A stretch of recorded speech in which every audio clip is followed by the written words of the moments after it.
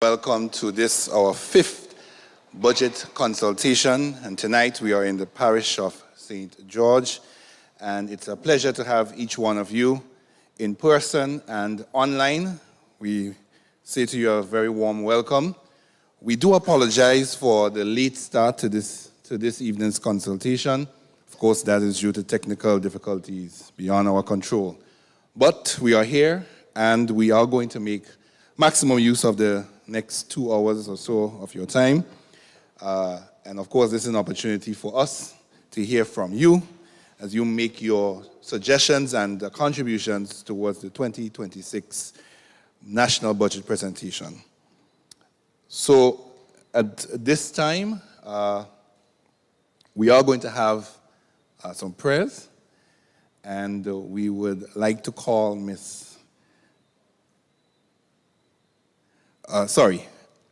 he's going to fire me for this tomorrow, but we are going to have Mr. Russell John, the Chief Corporate Communications Officer in the Ministry of Finance. So he's not Miss, it's Mr. John.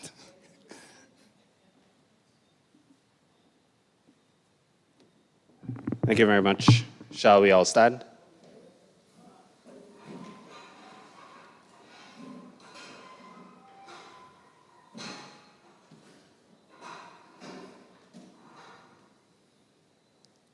Let's pray. Father, we give you thanks, we give you praise, we give you glory, we give you honor. We thank you for the day that you have given to us. We thank you for the breath of life in our lungs. We thank you for journeying mercies that have brought us here. We thank you that we are able to gather together, Lord, to discuss matters of national importance. We thank you, Lord God, because you have given us this land, this rock, and you have made us stewards over this country. So we pray, O Lord God, that as we deliberate, as we listen, as we share this evening, Lord, that all will be done in decency and in order, all, O Lord God, to your honor. In Jesus' name we pray with thanksgiving. Amen. Thank you, Mr. John, and we will ask you to remain standing. Of course, apologies for that. So it's God first, country second. So we now have the national anthem, and that will be done via recording. So let's all stand at attention for the national anthem of Grenada.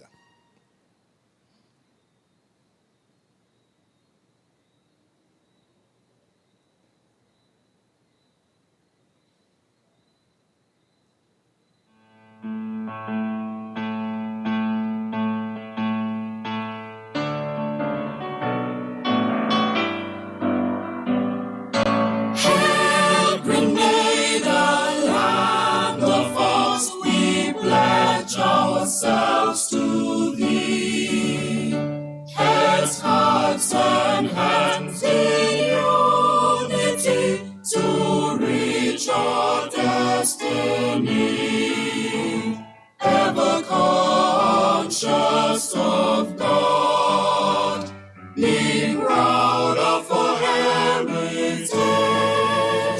May we with faith and courage aspire, build, advance, as one people, one family. God bless our nation. Thank you so much. You may have your seats. All right, so allow me to introduce myself. I am Dwight Sampson, Corporate Communications Officer in the Ministry of Finance.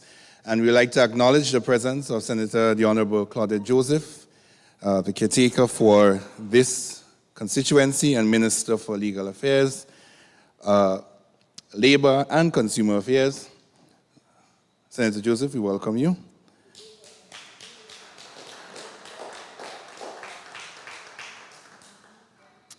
And so, as we welcome her, we will welcome her to the podium to bring some brief remarks. Senator Joseph.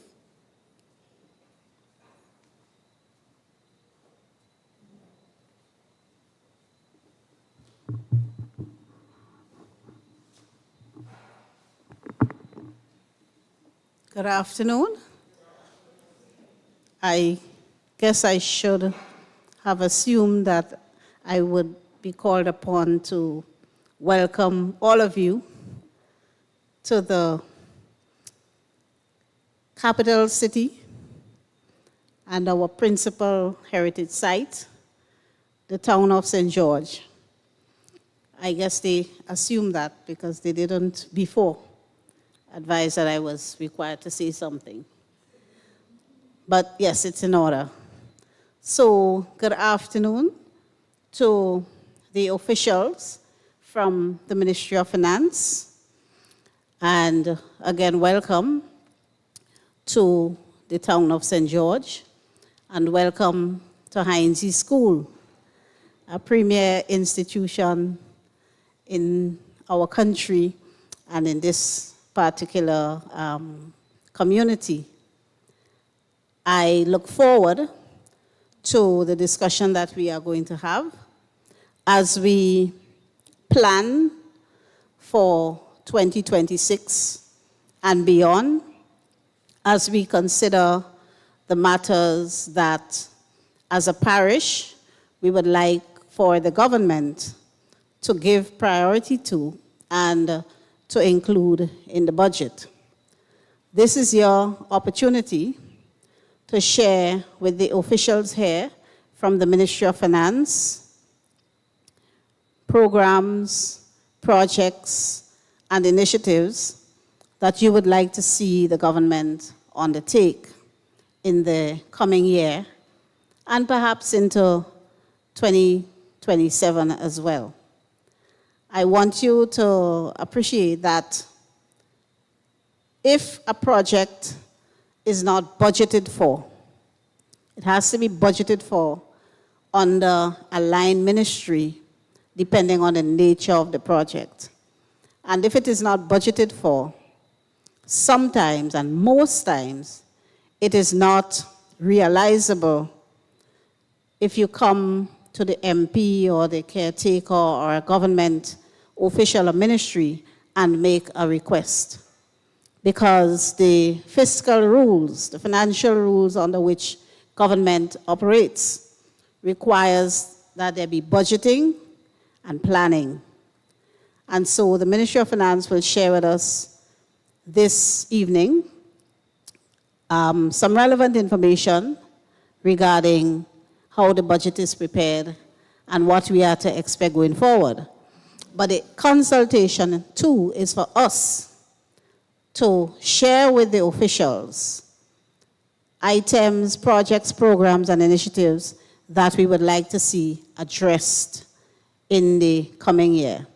So I urge you to be very open, be very vocal, and let us plan together. Let us work together to build our nation together. This is what democracy is about. This is what people's participation is about. So we are not just preparing a budget in a silo or from the top. We want to work as government from bottom up, so your desires, your wishes are reflected in our national programs and policies. So when the budget is read later this year for 2026, we want to hear some of what we discussed here today coming through in the Minister of Finance's budget statement. So, thank you all for coming, and let us have a fruitful and productive discussion this afternoon. Thank you. Thank you so much, Senator Joseph. And for a moment there, I was wondering if she was really telling the truth. She came prepared. Well, we can't come into the tongue and not first greet and recognize the woman of the tongue. We want to acknowledge the presence, as you walk in, the Minister of Health and the Parliamentary Representative for St. George Southeast, Honorable Philip Telesford and Mrs. Telesford. Put your hands together for them and welcome them. Something about Minister Telesford, every time you see him, he gets a little bit younger. I don't know if the hard work agrees with him. I would like to acknowledge my colleagues in the ministry. Of course, the Chief Corporate Communications Officer, Mr. Russell John. He did the opening prayer, and he's somewhere around doing some logistics. Put your hands together for him. He has really been working tirelessly to ensure that these consultations happen. And of course, he cannot do it without the able and support of the budgeting unit. And we have the acting chief budgeting officer, Mr. Justin Hazard. Just stand and give a wave so that we can see who he is. And I hear he's a tongue man, so he's right at home. All right. Of course, we have budgeting officer, Ms. Akiba Andrews. Budgeting officer, Mr. Rion Roberts. He's up here with me. And we also have some folks on the policy unit. We have the chief policy officer, Ms. Tonya Adams. Mrs. Tonya Adams? Mrs. Tonya Adams Samuel. I stand corrected. And of course, the Deputy Permanent Secretary Administration, Mr. Anthony David Hopkins. He's in the back in the blue shirt. Just give a wave, Mr. Hopkins. And of course, yours truly, Dwight Sampson, Corporate Communications Officer. This is the team, and we have been working hard to ensure that these budget consultations happened, and they happened so that we can hear from you and you can be a part of decision-making. Do not take this for granted. This is decision-making. This is your part in your duty as a Grenadian to say what you want to happen in your country. So I won't give young boy Telesford any chance. I will call him up immediately to bring some remarks. Minister Telesford, can you come and bring some remarks? Parliamentary Representative for St. George's Southeast, the Honorable Philip Telesford. Put your hands together for Minister Telesford.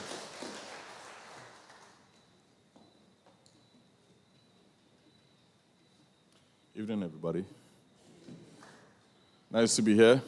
I believe budget is something that is very important. A national budget, there is always something in it for all of us. And so it is important that we all be present to be part of the national discussion that leads to the preparation of the budget. If we do not plan, if we do not budget, we simply would not be able to run the nation effectively. And if we don't hear from you, we would not know what you want us to do. So I want to commend every single one of you and thank you for being here. I recognize some very important people in Southeast St. George. Very, very nice people. Thank you for coming out and being here. Nice people from South and other constituency from Tongue of St. George. All you look nice. Nice to be here and nice to be with you. Thank you.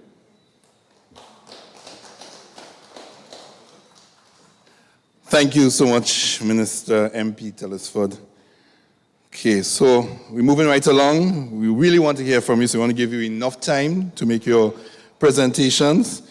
So we'll get right into the budget unit presentation, and this will tell you why you are here, why we need to hear from you, what's happening in the budget, the process, and everything that goes on before you see the Minister of Finance in the Parliament reading the budget statement. And to do that tonight, we have Mr. Rion Roberts. He's a budgeting officer in the budgeting unit of the Ministry of Finance. Mr. Roberts?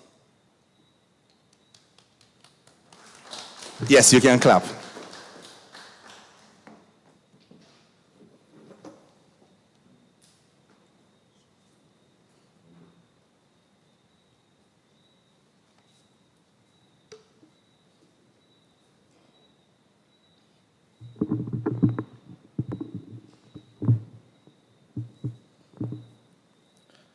Pleasant good evening, everyone.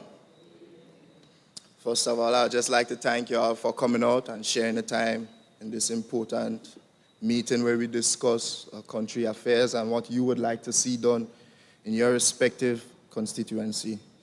Today, I'm tasked with the responsibility to share with you the budget process, what actually takes place throughout the process, as he said, before we present it to Parliament. First, I'll define the budget as a statement. The budget is a statement of allocation of financial resources which government will use in providing assistance and services to improve the economic and social well-being of its people. Now, that statement in order that for we to get the statement, we must go through a process. The process is a reconciliation process whereby people, ministers, stakeholders, public servants, and civil society organizations engage in debate on various views and arrive at allocations of resources. The budget statement shows two important things. The estimate of revenue that a country will be able to earn in a given fiscal year, whether it be through taxes, duties, grants, loans, etc. And it also shows the estimate of money the country will need to spend in the next fiscal year. There's the operation costs through projects, government projects, salaries, debt, etc. Now, when we look at that budget statement and we compare the estimate of revenue and the estimate of expenditure, that will tell us whether the country is overspending or underspending. Now, if we overspend, that might be a bad thing. But if we grossly underspend, that's a bad thing also. As each annual budget fits in government medium-term strategy, which is the National Sustainable Development Plan 2020 to 2035, and the country's long-term goals, Vision 75. So the government must operate within the parameters of the country's vision. We're working every year to achieve a particular goal over an extended period of time. Understanding the budget as a process.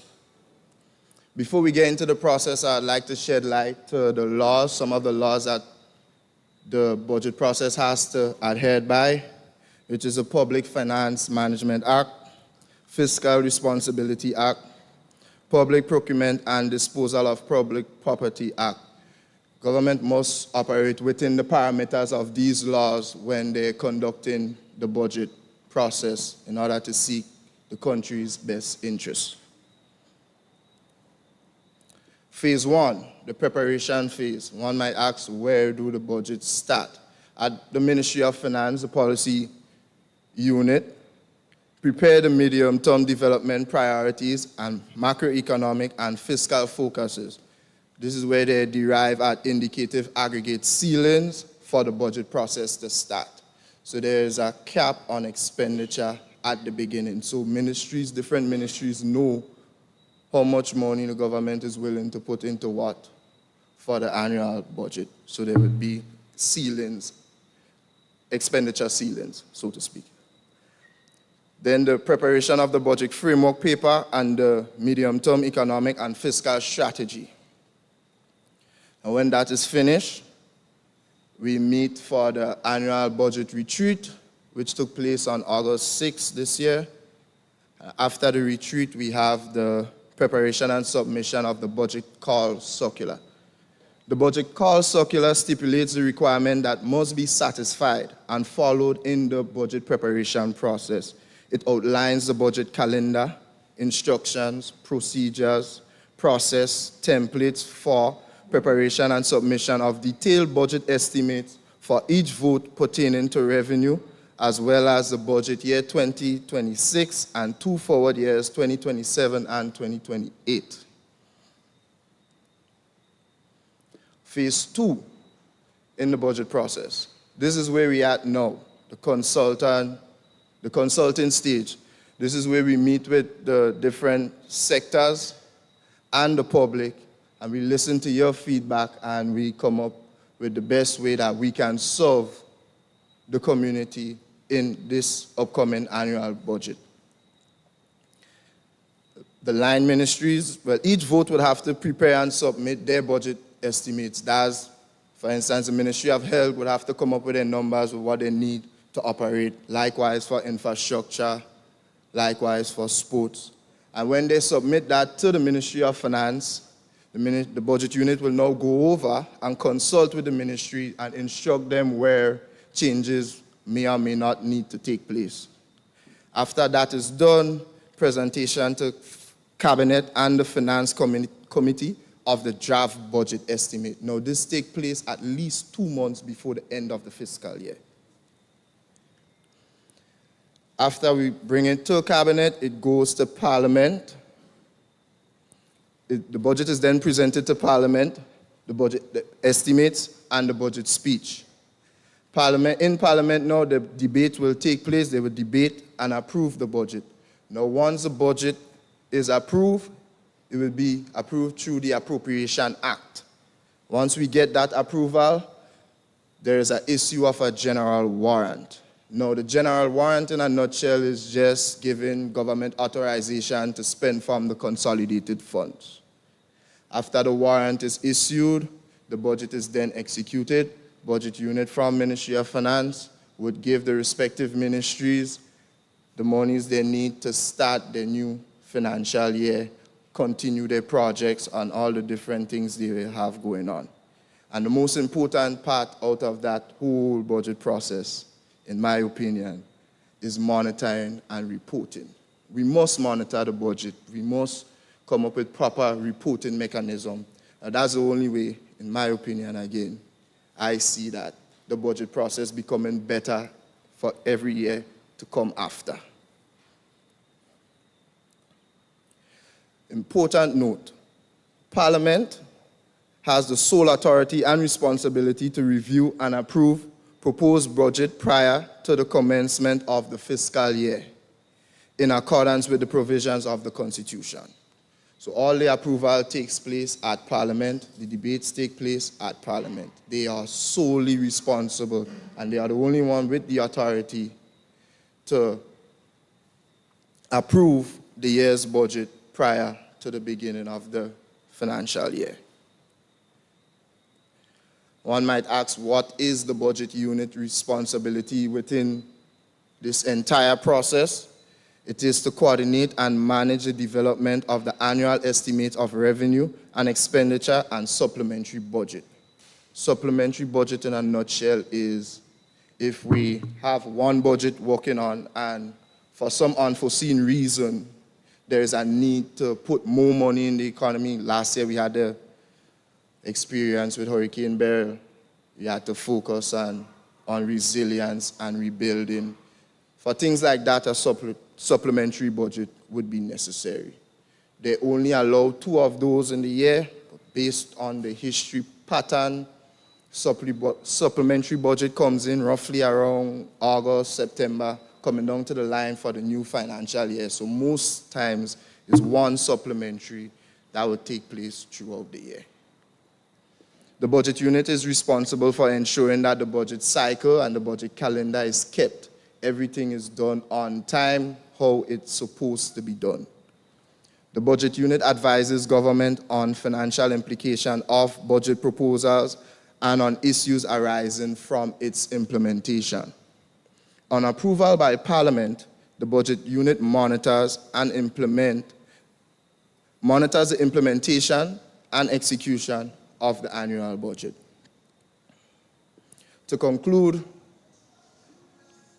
the annual budget is the most important public policy tool of the government, and its preparation must be done with utmost integrity and seriousness.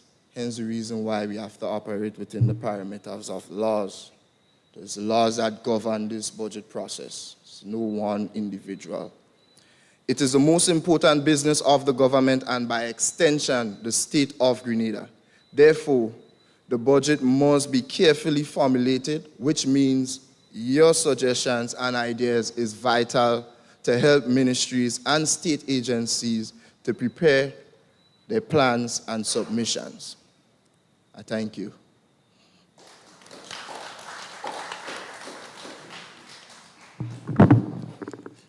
Right. Thank you so much, Mr. Roberts. And I must commend Mr. Roberts and Miss Andrew. They recently joined the Ministry of Finance and already hit the ground running. And they have been doing an excellent job. Put your hands together for them. All right. Now, I really want to emphasize to us tonight that these proceedings should not be taken lightly. Before I was transferred to the Ministry of Finance, I was the public relations officer in the Ministry of Health. And one day we were in the countryside of the island, and somebody walked up to me and asked me a question that startled me. The question was, what was the difference between a medical station and a health center? And then we go about our daily lives and we may not even know that there is a difference between them. So the next morning when I got to the office, I rushed upstairs and I asked one of the senior technicians, what's the difference? Lo and behold, there is a difference. I say that to say that it is in these proceedings that you get information and we get information from you. And this is why this is important. You get to understand why a budget is important. You get to understand why a budget is needed. You get to understand what your input is in the whole process of the budget. And that is not just the politicians or the parliamentarians that are making the decision for us, but they're making the decisions with us. And this is why this is so important. So while you're sitting here and online too, the diaspora, and you are listening to this presentation and the next presentation to come, think about your suggestions. What do you want to see happen in your constituency, in your community? What do you want to see happen this year, for the next, 3 or 4 months that we have in the year, and next year?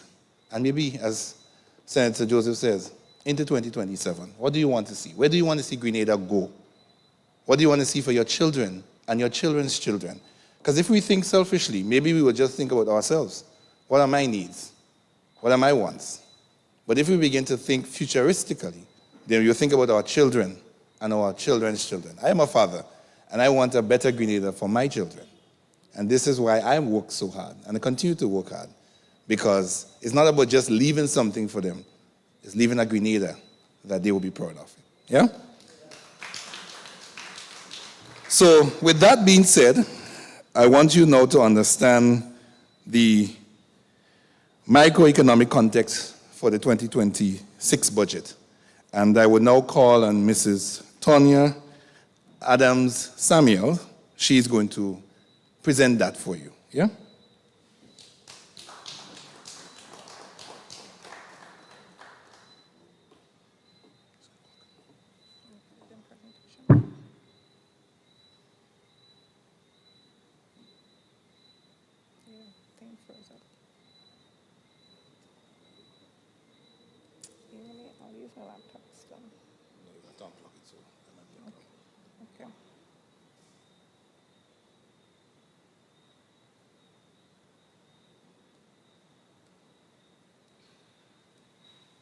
Just 1 second, guys.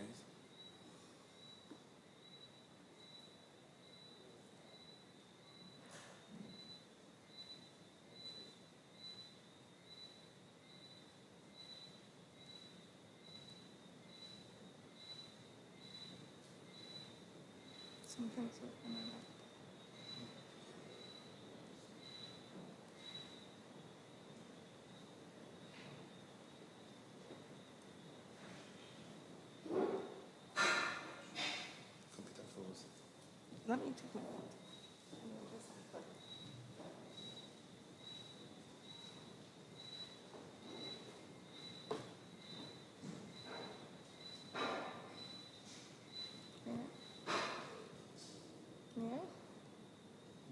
May I use my laptop?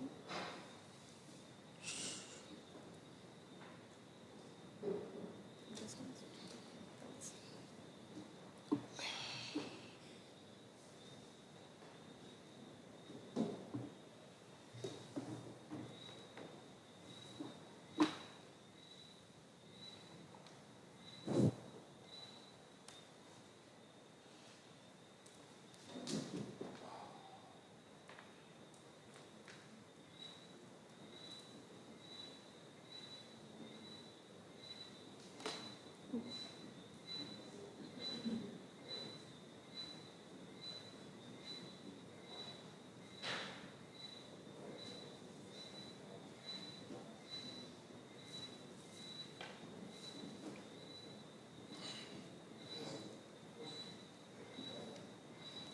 Push back in again.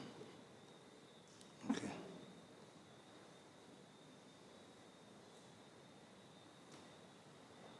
All right.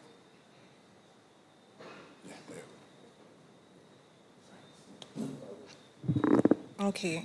Good night to everyone in the audience and good night to the viewers online. I'm very happy to see so many of you guys here in person. I've been doing this for a little while, and I see some familiar faces, so thank you all so much for being here. Today, my responsibility is to present to you the macroeconomic framework or context for the 2026 national budget. Let me start by saying what is the macro context. The macro context is really everything in the productive sectors. We're talking about agriculture, we're talking about manufacturing, all those things, including the external side of things, the global issues, the global policies, all those things that affect us. So we're looking big picture here. We're looking at all the things that can influence Grenada. Grenada being a small, open economy, susceptible to all types of economic shocks. Yeah? So in today's presentation, we'll first look at the global picture, international and regional developments, and then we'll move into, of course, a review of the real sector. And as I said earlier on, it's the productive sectors, it's the manufacturing sector, transportation, etc. And then we'll take a look at our fiscal. And what is fiscal? Fiscal is simply put the revenues and expenditures of government, including grants, if we were so lucky to receive some of those. Then we'll take a look at the medium term.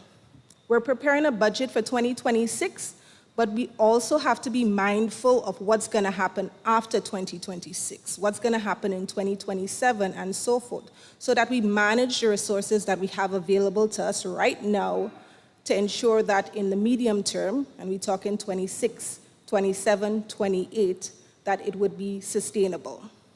Following that, we'll have some key takeaways. But before that, we will look at some key risks as well. And then we'll also have a look at what the medium-term priorities of government would be for 2026. So, international and regional developments. There's a report that the IMF usually issues called the World Economic Outlook. And it characterized the global economy as being tenuous, showing some signs of resilience, but tenuous. What that means is that uncertainty is still very high. We have trade tensions right now. Of course, if you listen to the news, you hear a lot about the US administration passing laws to impose tariffs and so forth. So those things cause tensions with different countries. Particularly, we see some trade tensions with China. We see some with the UK and so forth. And these are on the external side. Those will have an impact on us too. So we have to be mindful of those things. Global growth, and this is the growth in the output, so production in the global economy, is set to estimate to grow by about 3% in 2025. And this is expected to accelerate moderately in 2026 to 3.1%. So we see growth has not changed that much between 2025 and 2026. That's what the projections are saying. In advanced economies, such as the US, it is projected that growth would be a little bit more weaker. Yeah, advanced economies, the US is one of those. The UK is also another form of an advanced economy. Canada is also an advanced economy. However, what we see from the report, and that's the World Economic Report, is that emerging markets such as China and even India are expected to have stronger growth, and this is broadly stable over the medium term. However, risks remain on the downside, tilted to the downside in the medium term. Particular risks that we're looking at, as I said earlier on, is trade tensions. Then some of the larger economies have high debt burdens, so that will impact their ability to spend. And then, of course, geopolitical risks. We look at the issues with Russia and Ukraine, causing an impact on oil, etc. So those things are expected to have an effect on our economy, our domestic economy. In the region, let's see how Grenada performs along with its peers. Grenada's output is estimated to be about 4.2%. And if we look at our chart here, we see that in CARICOM, growth in 2025 is projected to be about 3.3%. So Grenada is performing relatively well compared to the regional average. If we look more closely at the ECCU, which is the Eastern Caribbean Currency Union, such as St. Vincent, Dominica, all those countries, we see that Grenada is again performing relatively strong.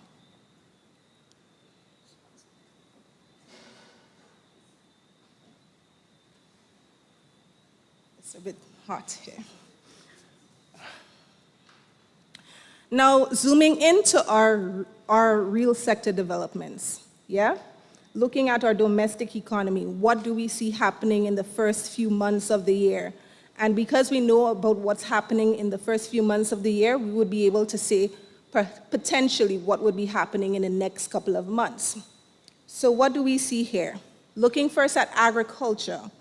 In the first quarter of 2025, agriculture continued to show signs of weakening based on the impact of Hurricane Beryl. Nutmeg and mace production fell sharply by 77.6% and 79% respectively. Cocoa also showed some signs of decline by about 19.3%. And M&IB purchases of other crops also dipped to about 11.8%, pointing to some early supply constraints from small farmers. Still, we do see some glimmers of recovery through it all, particularly with banana production, which grew by 1.6%. A modest gain, but still very encouraging for the growing cycle of the sector. Fish exports and fish production, when we compare the first quarter of 2025 to 2024, we see that there is signs of rebounding of this sector compared to the agriculture production sector.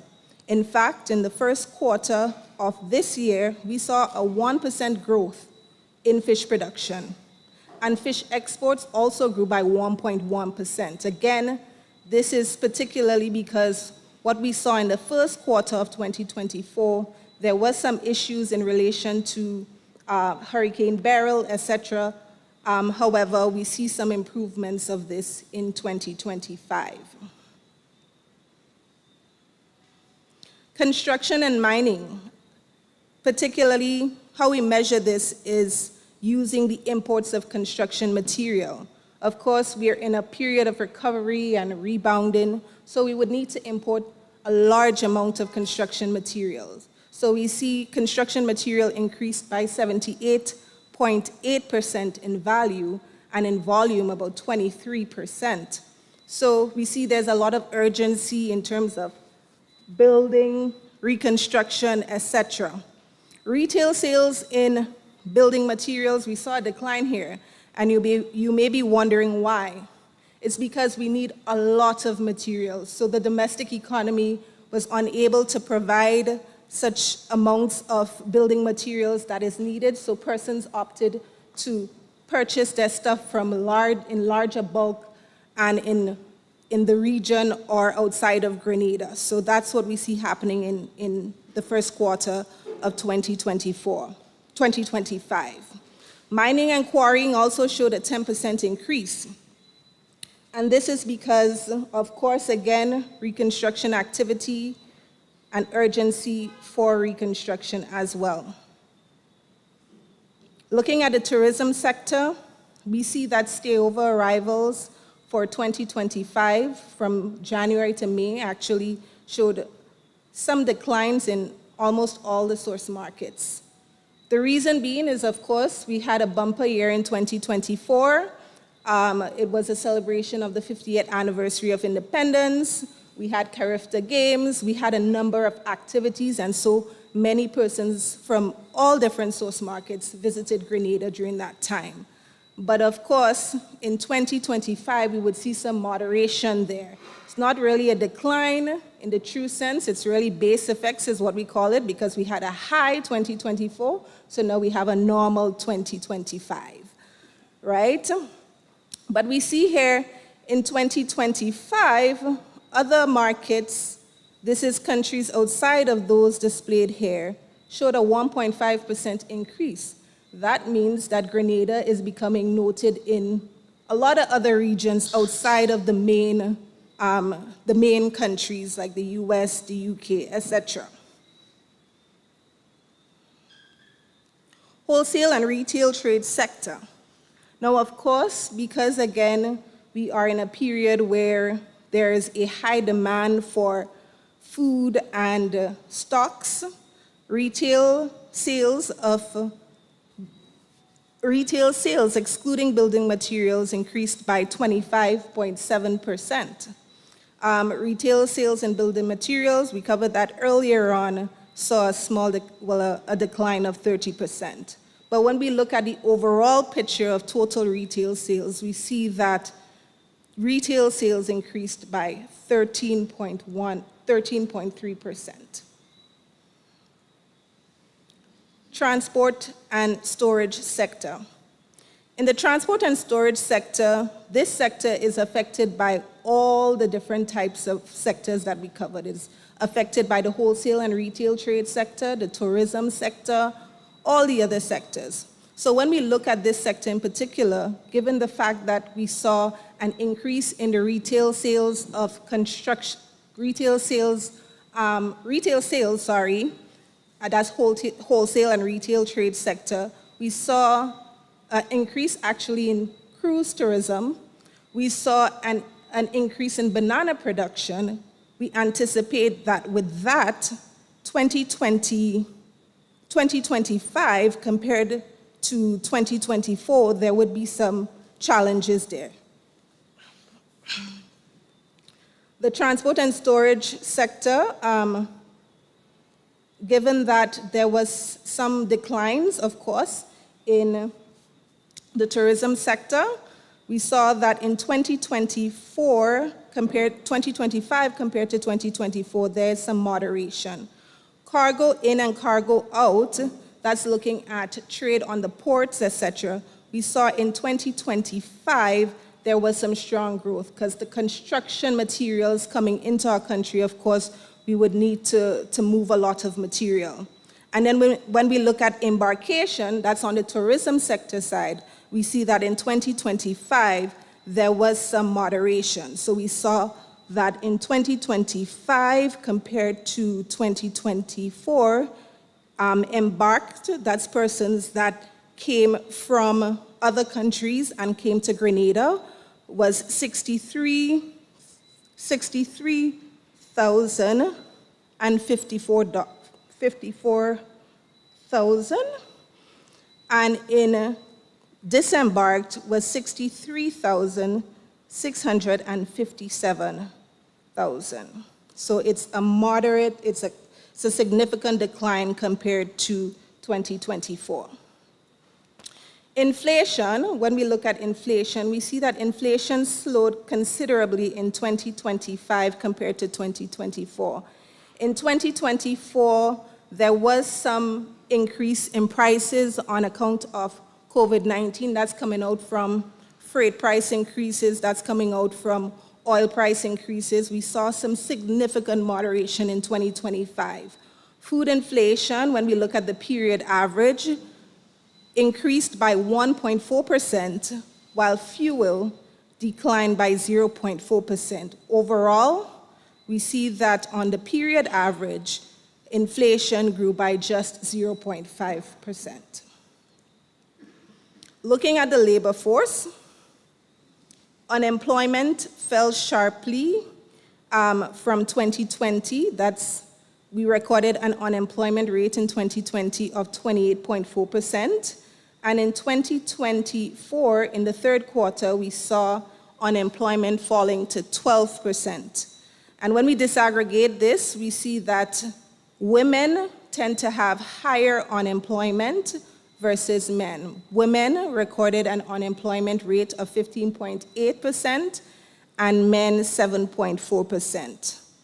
Youth unemployment, and this is below the age of 25, saw a relatively high unemployment at about 22.8%. So this is something we definitely have to work on. How can we engage young persons more effectively? And how can we get them into the labor market? Turning our eyes now to 2025's revenue and expenditure, we see that total revenues and grants exceeded its target by 2.1 million. This represented a 0.4% increase over 2020, over the target of 525.2 million. Tax revenue outperformed expectations by 3.5%, and this was driven by strong compliance efforts of the Inland Revenue Department, as well as Border Control, Customs, and Excise divisions. On non-tax revenue, grew by 5.7%, and this was bolstered by stronger than expected inflows from the IMA. And the IMA is the Citizenship by Investment Program. And in contrast, grants receipt fell short by 48%. Looking at our expenditure, total expenditure reached 541.6 million at the end of May 2025. That's about 8% below target. So earlier on we heard about if we overspend, that's a problem. If we underspend, that's also a problem. So that means we're not spending enough on social protection and so on. But when we look closely at what the disaggregation of that expenditure, that lower than expected expenditure is, we saw that in the recurrent expenditure, it totaled 377.6, and that fell short of target by 12%. And the largest gap that we saw was in terms of goods and services, which was below by 24%. Employee compensation also underperformed by 18%, and goods and services by 24%, with only current transfers exceeding its targets. The current transfers here particularly speaks to IMA expenses, which is just a reclassification of expenditure. So before we used to capture it one way, now we're capturing it a different way, so that's basically what you're seeing there. Capital expenditure, on the other hand, again because of reconstruction and recovery, amounted to 164 million, which is slightly above what we targeted, which points to the fact that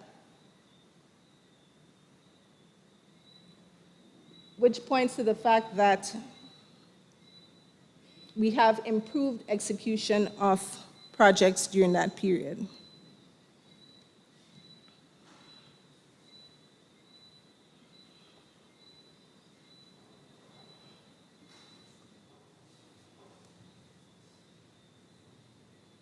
Continue.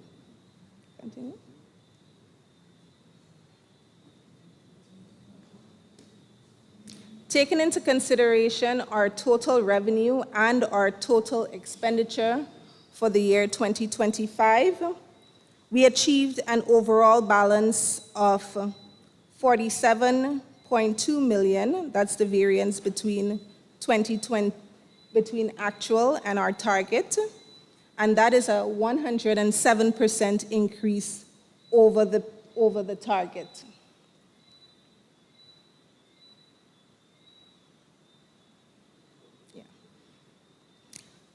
What is our primary balance more specifically? It's simply our total revenues minus our total expenditure, excluding interest expense, and that's how we arrive at our primary balance. It's a relatively simple computation. When we look at our overall balance now, that takes into consideration all revenues and all expenditures. We saw that in 2025, our overall fiscal balance was, of course, a deficit, which is what we expected, because, of course, we're in a stage of recovery. We expect to be spending a considerable amount more than what we usually do. And this was a 77.9% improvement over the target. So this basically just tells us that we collected a significantly more. We had better performances in respect of revenue collections, but as well, it points to the fact that we did underspend in some areas, particularly as we highlighted earlier on recurrent expenditure. When we look at our estimated outturns for the full year, and what is our estimated outturns, this is basically what we've collected, what we know to be actuals for the first few months of the year, and in this case, we looked at January to May, and what we estimate to collect or to spend in the next couple of months. So based on our actual outturns for the first 5 months of 2025, combined with what we historically see and other seasonality assumptions, we estimate that we would have an overall deficit in 2025 at about $287.2 million, and a primary balance after grants of $161.5 million. These estimates are shaped by government's implementation of a suite of fiscal measures designed to accelerate recovery, as you know, in the Sister Isles of Carriacou and Petit Martinique, as well as northern Grenada, following Hurricane Beryl.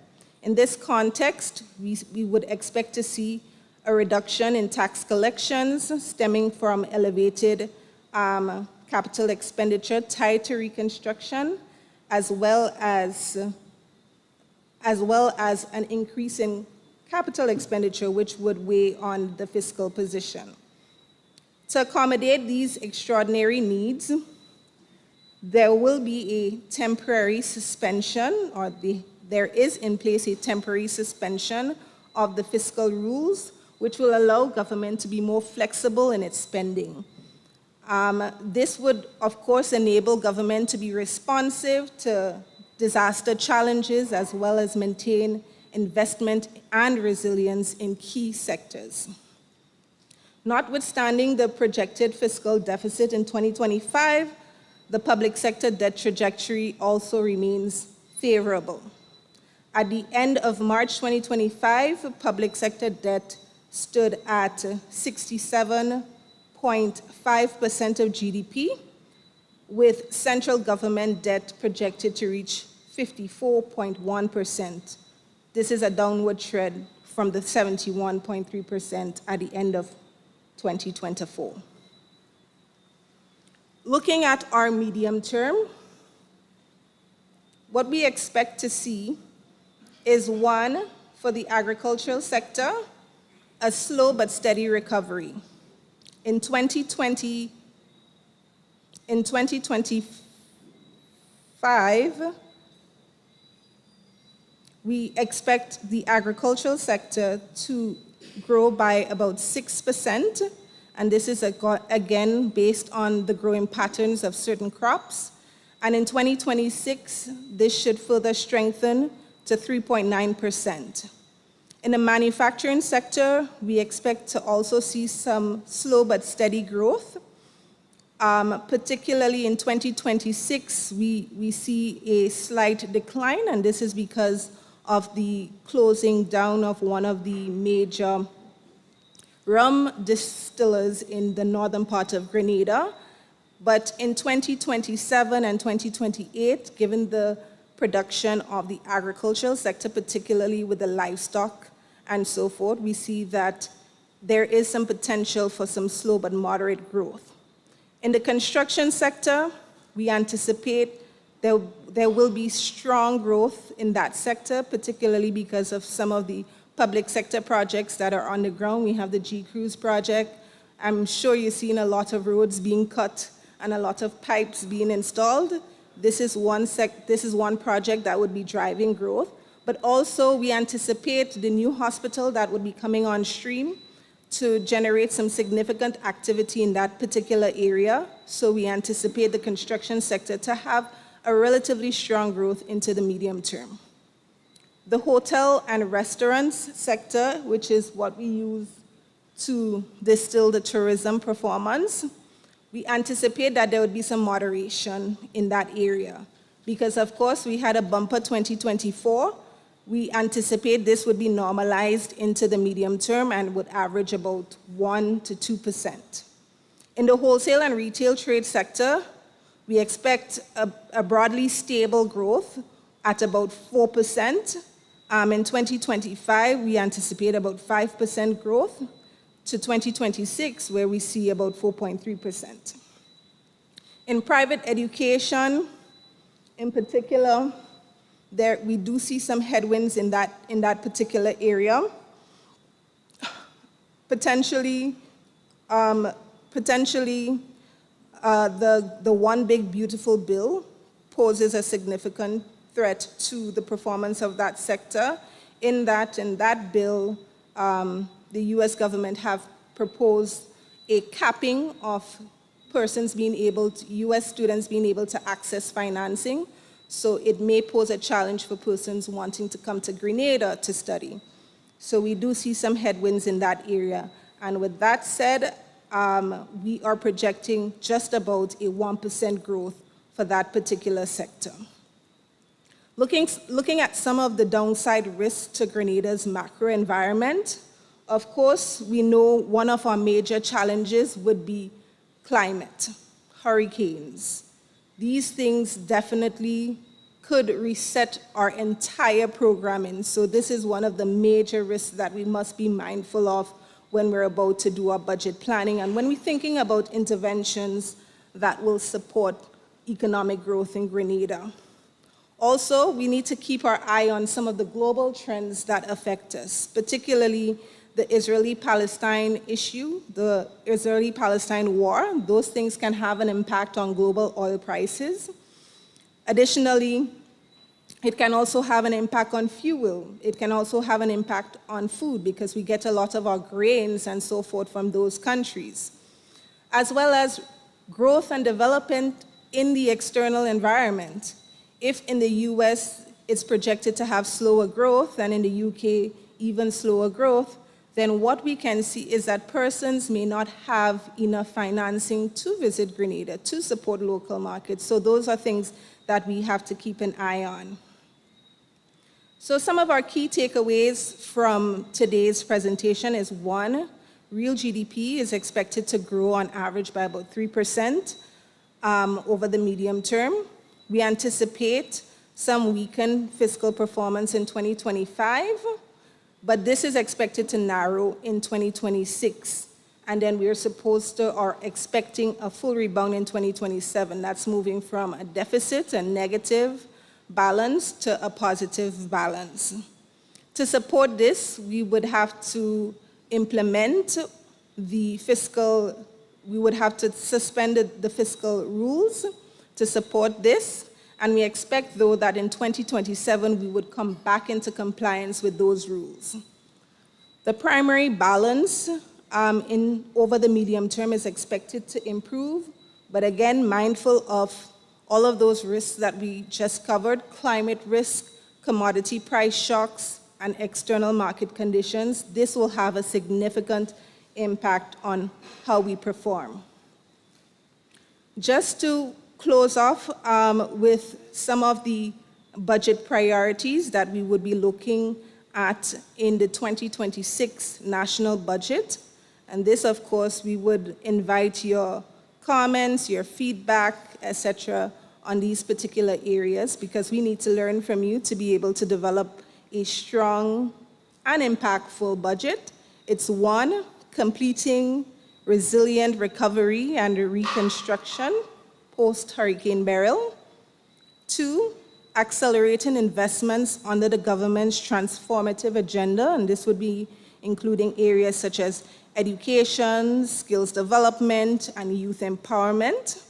Of course, health, wellness, low-cost housing, as well as transportation and renewable energy. And then looking at enhancing productivity and resilience across key sectors. We covered some of those sectors earlier on: agriculture, fisheries, tourism, and a new sector, culture and creative industry. We would need to look at how we can enhance productivity and build resilience into these sectors. Then we have strengthening physical and digital infrastructure to support economic transformation and service delivery. Fifth, it's protecting vulnerable groups, promoting gender equality, targeted social protection measures. How can we ensure that the most vulnerable among us is protected? 6, it's building resilience to natural disasters and external shocks. Remember, we spoke earlier on about our largest threat, that being a climate threat. And so how can we build resilience to protect ourselves against natural disasters as well as external shocks? Yeah? And lastly, enhancing citizen safety and security across all communities. With that said, I thank you very much for your time and your attention. It has been a very long presentation, but I hope that it was presented with clarity and that you get a good feel for what is happening in all our sectors. And of course, we invite your suggestions on how we can build on that. So we're projecting these growth. How can we build on those projections? And how can we build, as our communications officer said, a better, stronger Grenada? So thank you very much. And once again, have a good rest of it.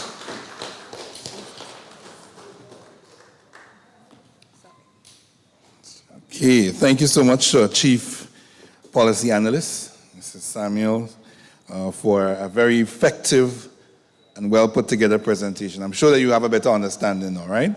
Yes, indeed. All right, so it's your time now. You heard from us. We have presented to you. We explained to you what the budget is, and we give you the context and so on. So we want to hear from you. But before we do that, I would like to invite the two members of Parliament in the room to join us on the head table. That's Minister Telesford and Senator Joseph. And who will be the first to go? And for those of you who are online and in the diaspora, feel free to send us your questions, comments, suggestions, concerns. We are going to try our best to provide feedback as much as possible. Yeah? So, and for those of you in the room, the mic is in the middle. So we want to hear from you tonight. We have indeed talked a lot. Now we want you to talk. Talk to us. Who's going to be first? Come on. Should I do any, mini, miny, more?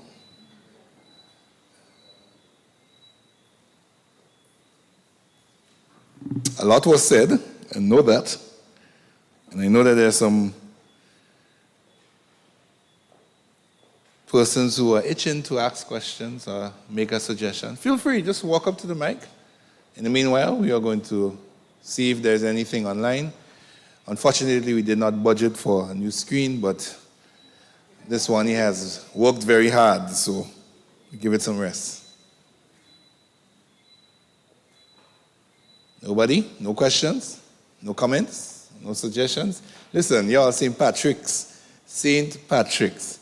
We literally had to cut St. Patrick's because they had so many suggestions and comments. We can't let them. Come on. We can't let them. And we have a very strong contingent from St.George Southeast. Put your hands together for them. They really came out in their numbers tonight. Good job, Minister Telesford and team. So we want to hear from you guys. St. George's, we can't do this. We want to hear from you. Mr. Patterson?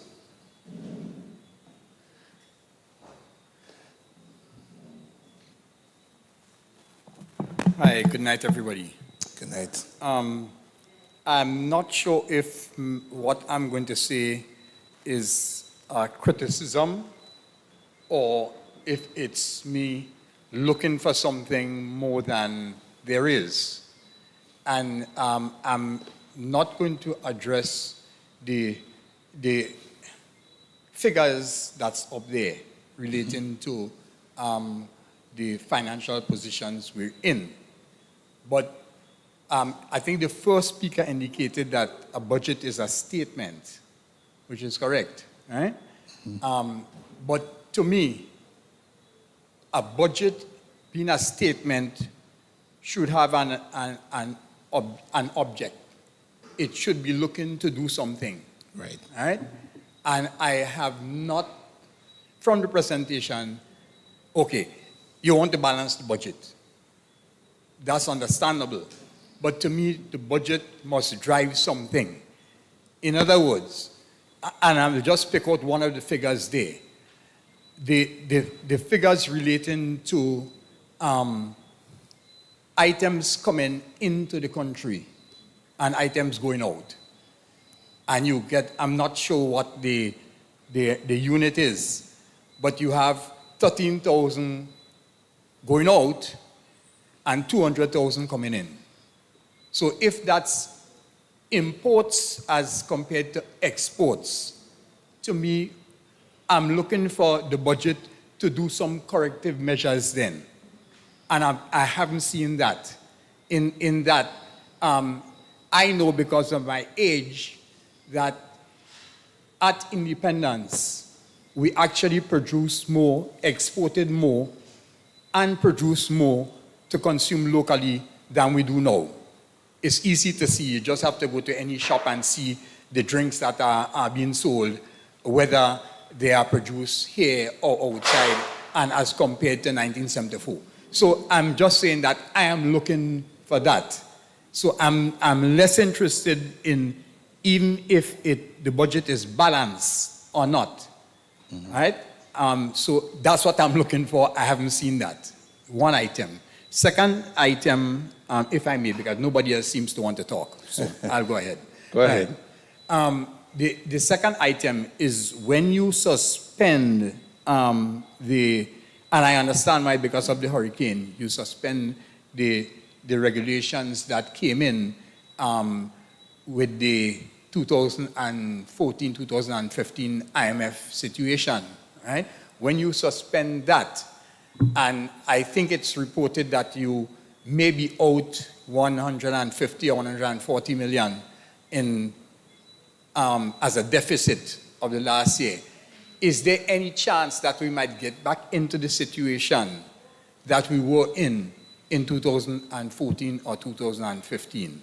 So I'd just like to know how, if let us say we have to suspend those regulations for the next 3, 4, or 5 years, how close would that get us back to being where we were in 2014-15? So that would be helpful for me to understand. Thank you. Thank you so much, Mr. Patterson. Any person, head table, want to respond?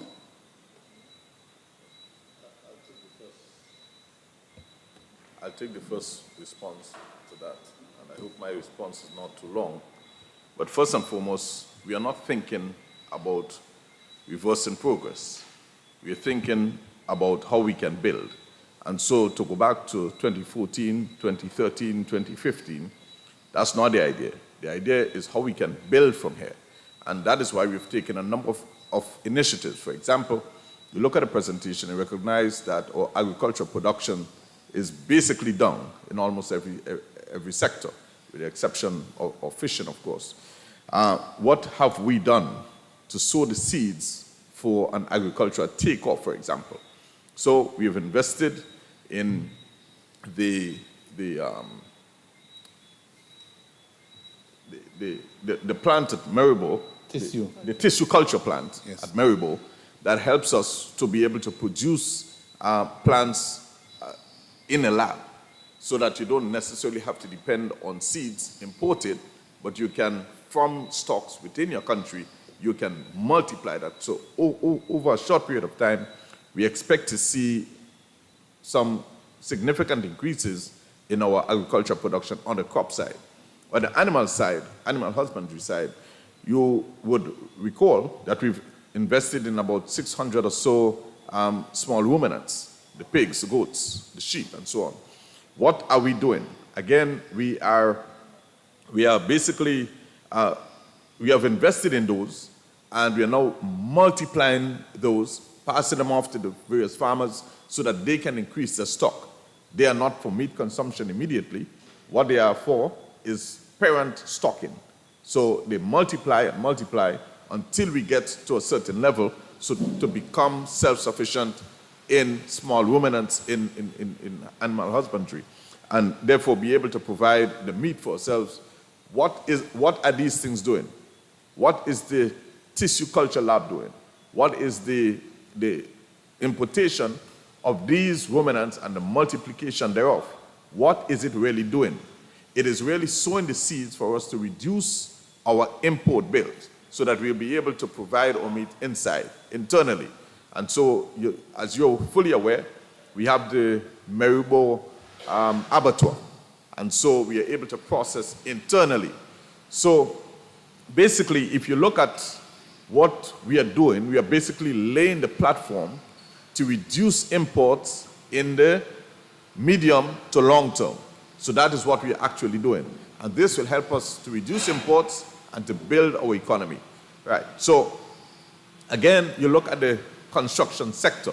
It's one of the sectors that is growing, but the investments that we are making now, right, with the laying of the pipes, it's a lot of millions of dollars being pumped in the construction industry.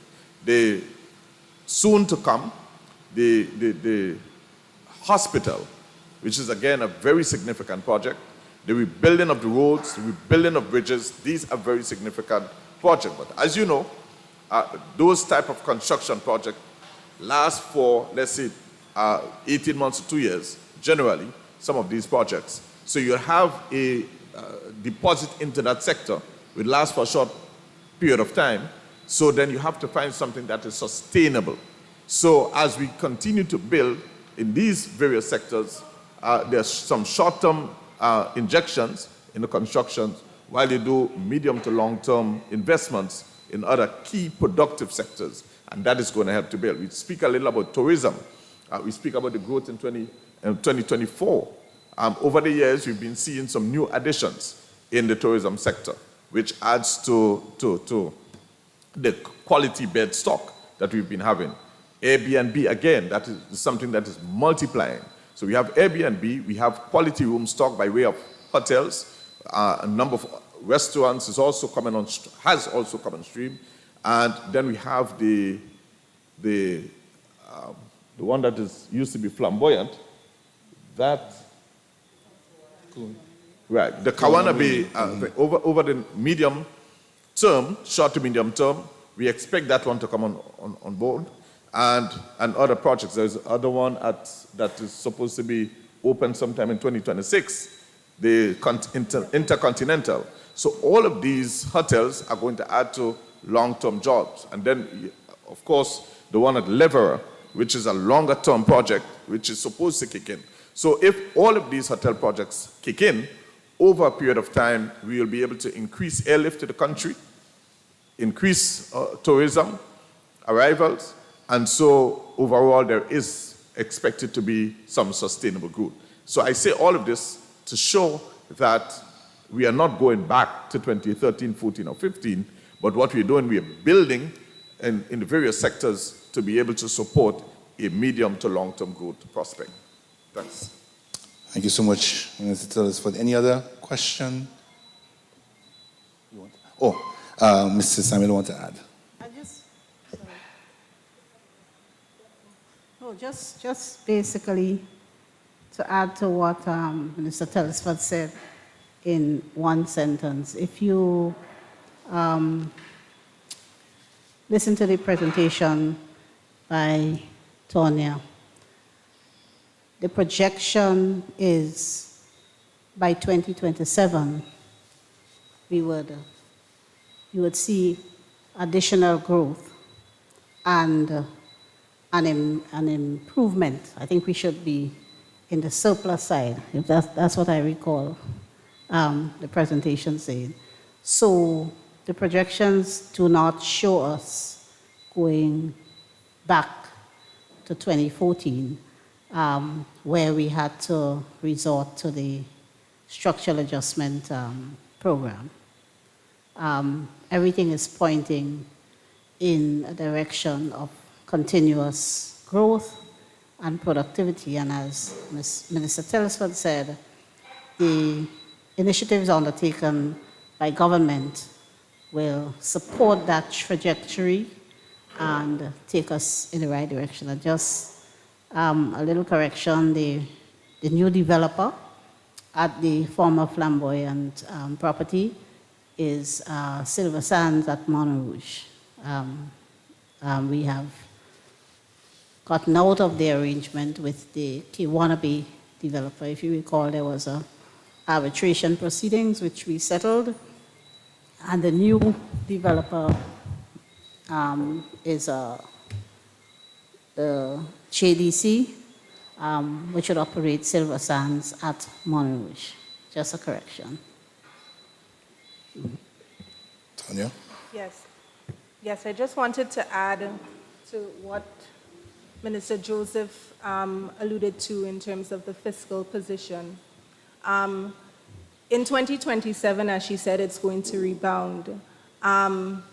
This is, of course, because when we look at our recovery and reconstruction plan, government made a very concerted effort in terms of planning how they're going to recover from the hurricane. So it goes down to even the cost element that's associated with recovery.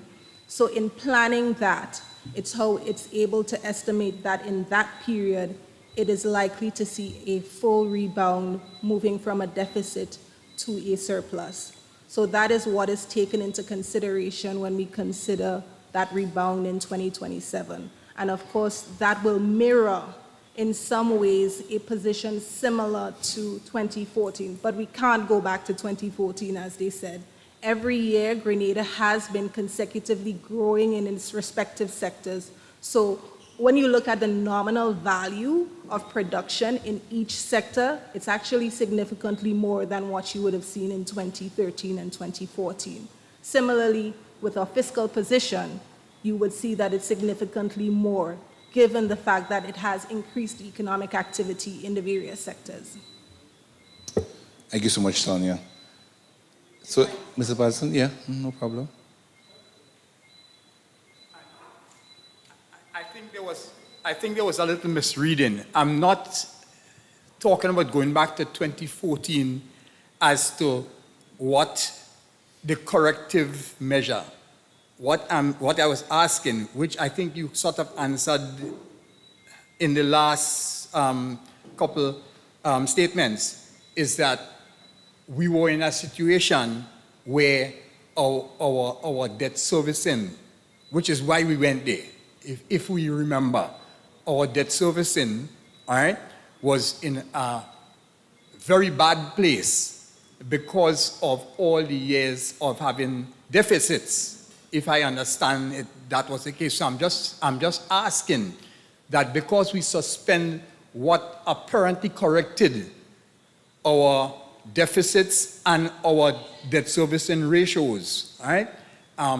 If this is going to be a continuous thing, that's the question I was asking. So you sort of put it in context that, okay, it is a short-term corrective measure. That's the question I was really asking, because it would be frightening to go back to where we were at that point, and that is in relation to debt service and continuous deficits in the budget. That's the question I was asking. Okay. All right. Thank you so much, Mr. Patterson, and the persons at the head table for your response. Is there any other questions, comments, concerns, suggestions, online, in person? See someone is coming.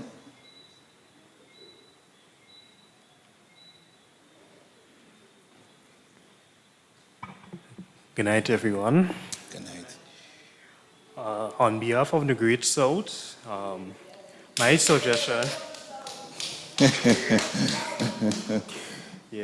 my suggestion to the head table and whoever may be responsible for it,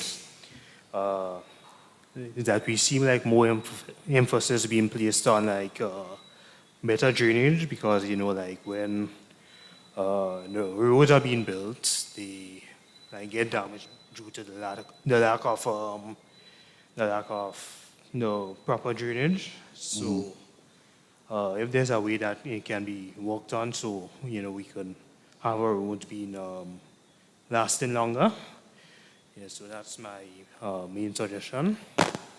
Okay. Thank you so much. Any feedback from the head table? No?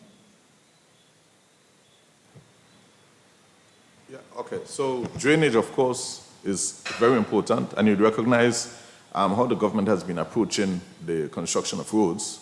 We always now try to build drainage first before we actually build the roads. For the most part, we try to do that because we understand that if we don't control the water, the flow of water, how destructive it could be in undermining the integrity of the road. So we always try to do that. But a very good observation is something that we intend to continue doing, ensuring that we have proper drainage. And so we've invested over the past 3 years quite a lot in controlling the water flow and ensuring that the roads are not undermined and weakened. So thank you very much for that observation. Thank you so much.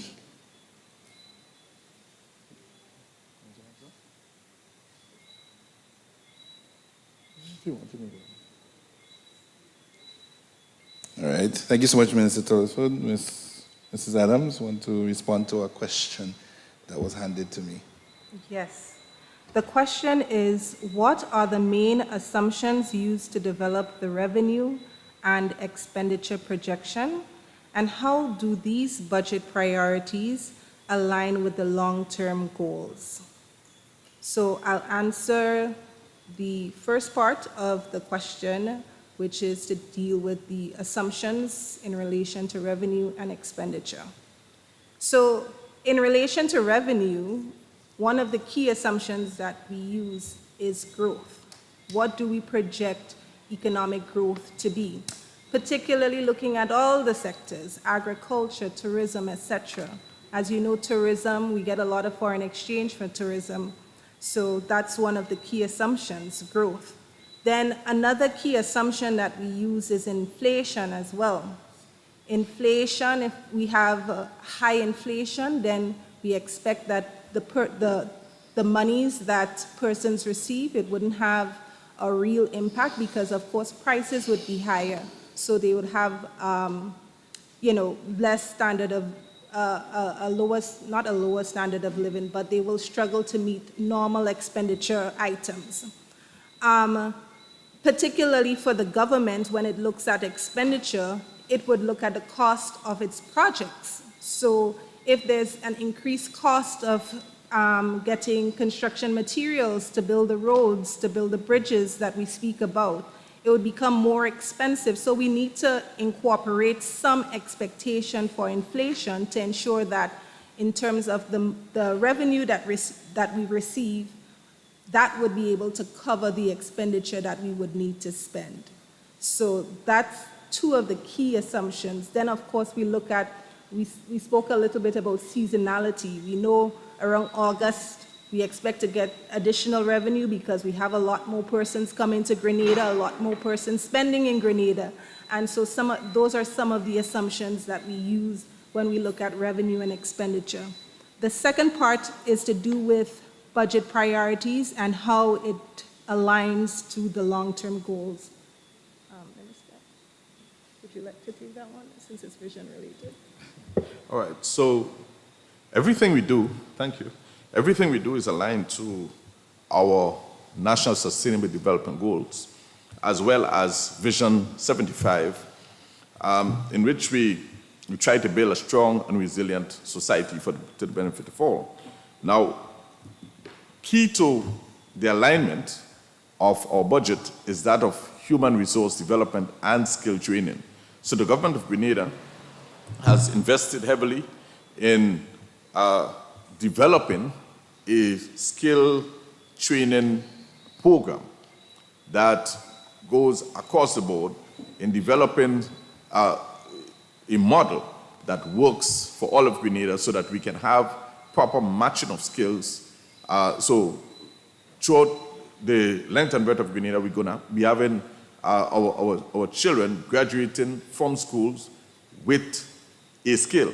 So for example, you'll notice also that we have insisted that through legislation, of course, that our students would complete school at age no less than 18 years, and that schooling will be made free up until TAMCC, as well as NULO. So all of these are free, which means that they will get some measure of tertiary education as well as being able to acquire a skill, so that the education that we're giving our students is actually preparing them for the world of work, right? They develop a skill, they can follow that passion and become a small business person in the future. So it's all about developing our education system, preparing our people to be able to be fitted into the various skill requirements throughout the entire system, whether it's infrastructure, whether it's tourism, whether it's health, whatever the case may be, you have our people properly trained to be able to do that. So as well as developing centers of excellence around our education system.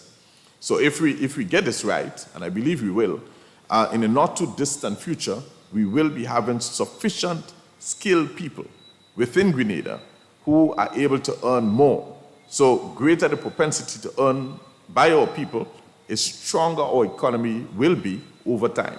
So the matching of that, the skills, the preparation of our people through education, the laying of the infrastructural bedrock by way of technology, investment in technology, AI, and all the various things that goes along with that, actual physical infrastructure like water, electricity, telephone, and all of these things. It is part of the matching of our strategic framework to ensure that we get the development that we need as a country. Thanks.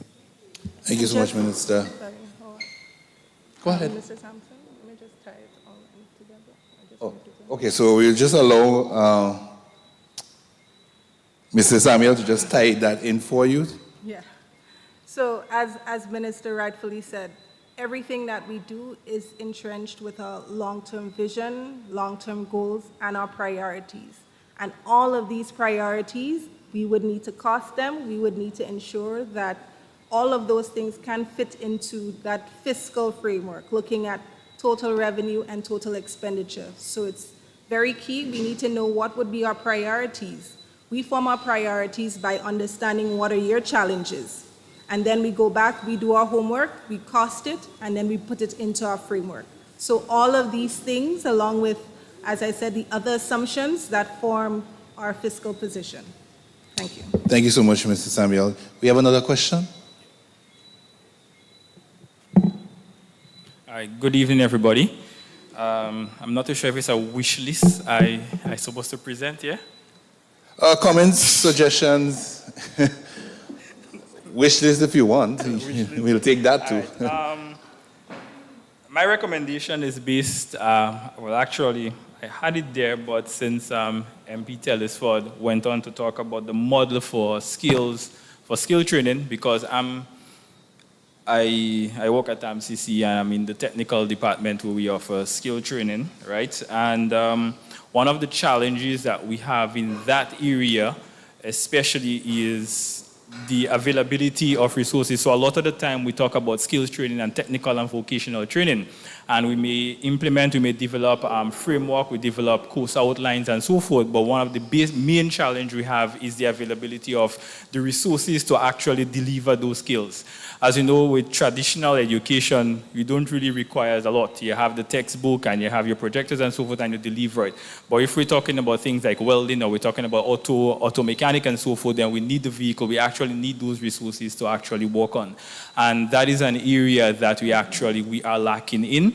And given the fact that we have more and more hybrid vehicles coming in Grenada or electric vehicles in Grenada, I'm not too sure if we have any institution or that is actually currently focusing on that, so that when these vehicles need the servicing or probably start to give problem, where are they going to turn, where are they going to turn to? So my recommendation, I'm not too sure if it's already included in the budget or if you all have thought about that, but is to assist in providing that in terms of capacity building for our current lecturers, whatever training that is needed, and in also assisting and providing the actual resources that is actually needed to to provide these services. I give an example. For the past 2 years, the mechanical department at TAMCC, we've gone to China for the past 2 years. We have this partnership with a university over there where the teachers and the students get training. And when we go to that facilities, of course Grenada is small, but when you go to that facilities, that school has models or have vehicles from all the different, from Hyundai, from Toyota and so forth. So you actually have sometimes the latest model that they actually do the training on, basically, right? So that is the recommendation that I have in terms of the actual resources that is needed and capacity building. So I hope that is something that can be included in the budget for 2026, yeah? Yeah, thank you so much for that. Just by way of information, a few weeks ago, the Comms Department, Administration of Finance, had what we call Finance on the Go, City Pop-Up. And one of the things that we learned is that while persons are saying that there are no mechanics that can address hybrid and fully electrical vehicles, that may not be true. There are persons who are being trained by the energy unit regularly. I remember the energy officer actually saying that currently there were 2 officers in Jamaica that are studying. And he gave the facts, he gave the figures in relation to the amount of hybrid and fully EV vehicles in Grenada. And they are being serviced. So it's sort of a myth that there are no one on the island that can service them. Maybe from an official institution as TAMCC, maybe something that needs to be looked into. But from the unit's perspective, there are persons who have gone on to Jamaica, for example, to be able to provide those repairs. Not sure if there's any information from the cabinet. Yeah. So, thank you very much for that contribution. In fact, it's exactly the kind of contribution that we came here expecting. And what I would like to say is that Grenada, we recognize the deficiencies that we have in the system, particularly with skilled workers in all categories. And we see it, for example, from the vantage point of the Ministry of Labor, where the majority of applications for work permits deal with skilled people in the construction sector. We literally do not have sufficient skilled workers locally in the construction sector. Also in the marine sector, boat building and maintenance, anything to do with the marine sector. Similarly, in the area of mechanics, you are correct. And so we see a lot of applications for work permits in that area. And that's one of the reasons why amongst the priorities that government has set is skills training, education and skills training. We have prioritized that and have actually put a delivery mechanism in place, just as we have done for the medical city, the teaching hospital and medical city, and housing through Project 500. The other area that we are seriously focusing on and have put a delivery mechanism in place is skills training. Our intention is to, in the short to medium term, establish at least 2 or 3 centers of excellence in Grenada for skills training. And TAMCC, the technical wing of TAMCC, might well be converted into one such center for excellence. We also intend to invest heavily in NULO to upgrade that institution and to look to have an additional institution. So we are looking forward. We have identified some of the gaps that we have, and as a government, we have focused our priorities to fill those gaps. And definitely education, skills education and training is one of the top 3 priorities of government. So you should see some movement in the right direction in the very, very near future. Thank you. Thank you so much, Senator Joseph. Any other comments, suggestions? Feel free to come to the mic. We're looking to hear from you, so if you have a comment, you have a suggestion, you have something you want to see happen within your community, your constituency, feel free. Yeah? Go ahead. Good afternoon to everyone.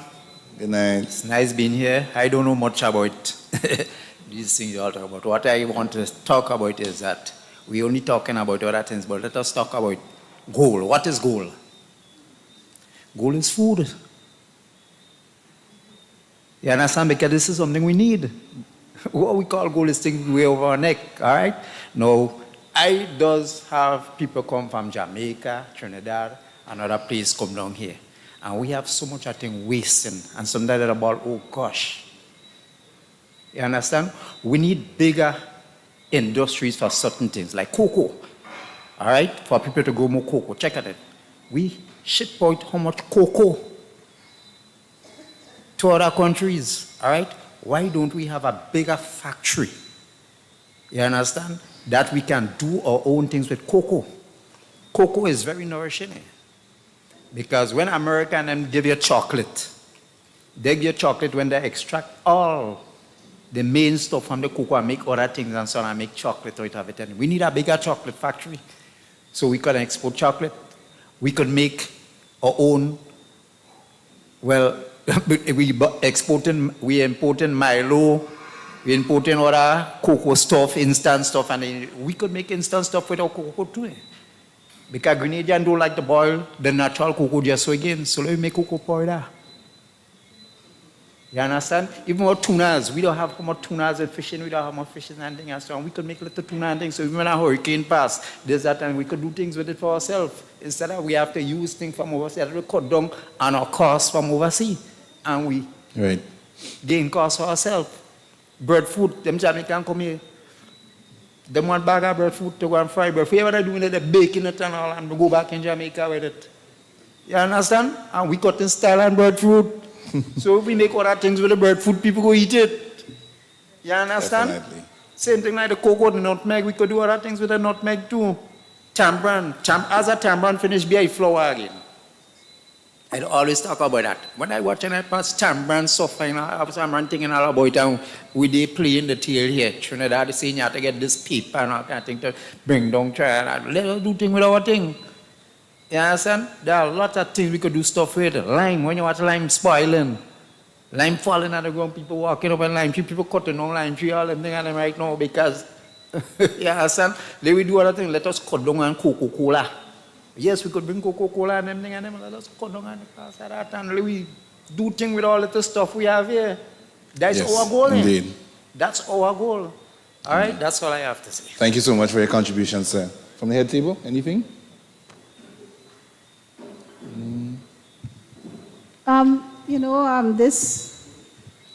This particular recommendation is one that we hear a lot in these kind of forum and from time to time.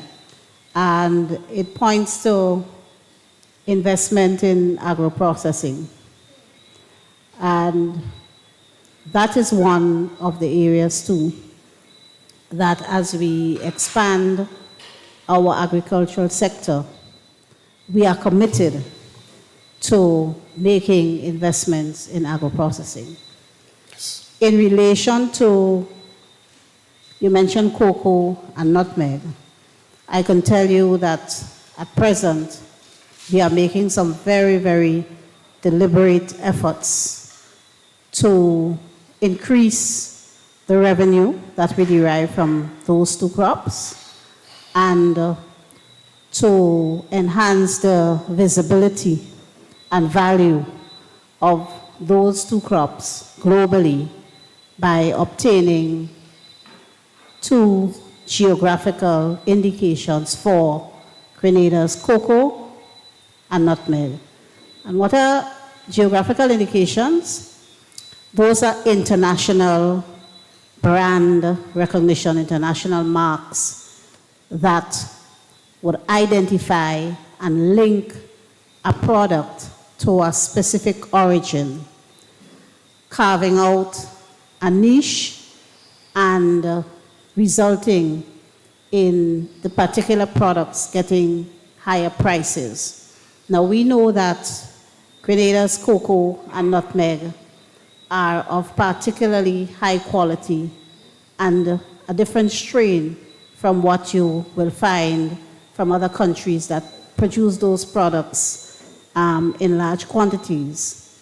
And we have already started a process with the World Intellectual Property Organization to get special branding. So it would be similar to Cuban cigars or champagne or Colombian coffee or Blue Mountain coffee, where our cocoa would be identifiable, readily identifiable, based on its origin, because in the industry, in the market out there, it is known that Grenada has a particularly high quality of cocoa and a unique strain of nutmeg.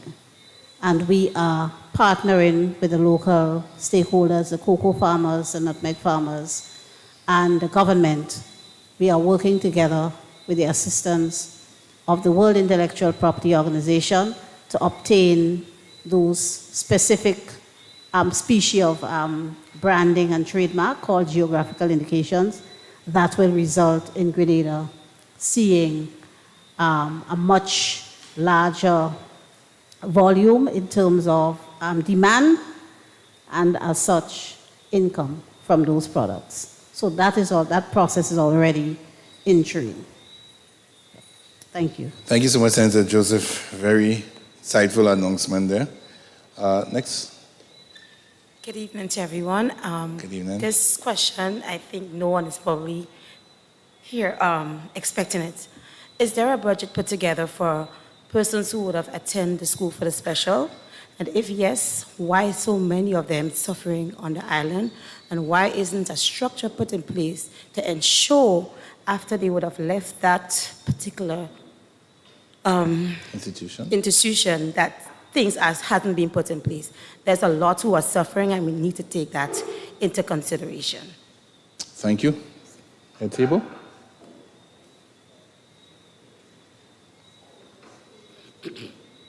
Good evening to everyone. Just give me a minute. 1 second, sir. I think it's something that we have to take note of. You're speaking about the school for special education, I think. Right, the school for special education. And how do we treat with our people who are less capable, meaning that they are not, they may not have a full speech as you and I, or being able to be mobile the way that you and I are mobile. How do we treat them? After they finish taking the special education, what do we do? Do we bring them into a productive center to have them to utilize the benefit of the education? I believe that's what you're saying. Right, so I am not too sure if we are prepared at this time to answer that question, but what I do know from the Ministry of Social Development, at least 2 years ago, I believe it was, there was supposed to be a center that to be built somewhere along the East Coast. I believe is St. David by La Colombe, thereabout, that center that is being built for that purpose. But it's something that we may have to follow up on and consider going along in our budget planning. Because I think if people can produce, I think we need to find ways to make people, one, happy, make them comfortable, and because these, I don't want to call them students because most of them turn adults. And what happened is that their parents or the caregivers, many of the times, have to stay and offering them care So instead of one person unable to work, you have two people unable to work. But if you can provide a working environment, whether it's in that specific location or other, it means you're providing employment for two people.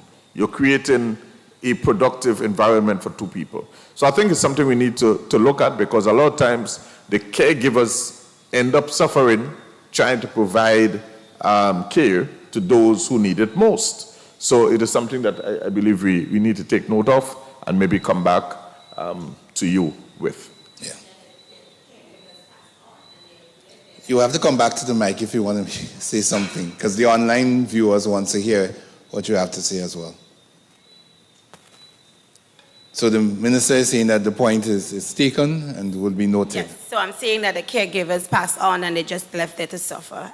We have a few cases, and I've actually been to the desk of the elderly to see what can be done, and since last year, and since they still haven't reached out to me, but this morning I went, but now they transfer into, I think it's Grenville Street. But so we really need to take this into consideration for these type of persons. Right. So within the so much. framework of the budget, I guess when the presenter was presenting, she did speak to providing for, that the budget takes into account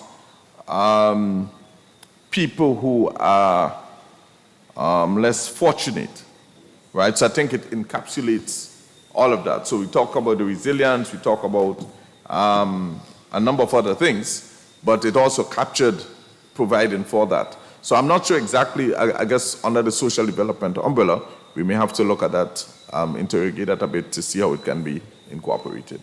Thanks.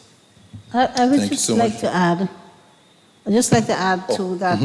It means that we, as a government and as a society, we have to have a deep conversation, seriously consider how we provide for our differently abled people, and as best as possible, how we ensure that once they complete their course of education, they are assimilated into the society and they are allowed to function as normally as possible. Because in other parts of the world, that happens. They drive, they function normally, they work, with the various technologies and aids, they are allowed to be assimilated into the society and work. We have a few people who are able to do that in Grenada, but these people are by and large persons who have strong family support, and not the ones who are not so fortunate. We have to admit that sometimes our differently abled people are allowed to fall by the wayside. So it is something, as Minister Telford said, we have to take note of and consider going forward. Yeah, thank you so much, Senator. And we do note your passion on this. And as someone who has a differently abled brother, I do understand. So thank you so much for bringing that to our attention. We really do appreciate that. Next, you can go ahead, sir. Yeah. The minister said, if people can produce,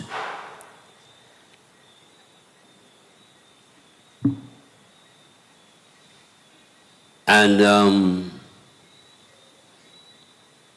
what I'm going to say is related to your tourism sector. I heard the presentation and what was said about steward visitors and beach tourism, basically, cruise tourism.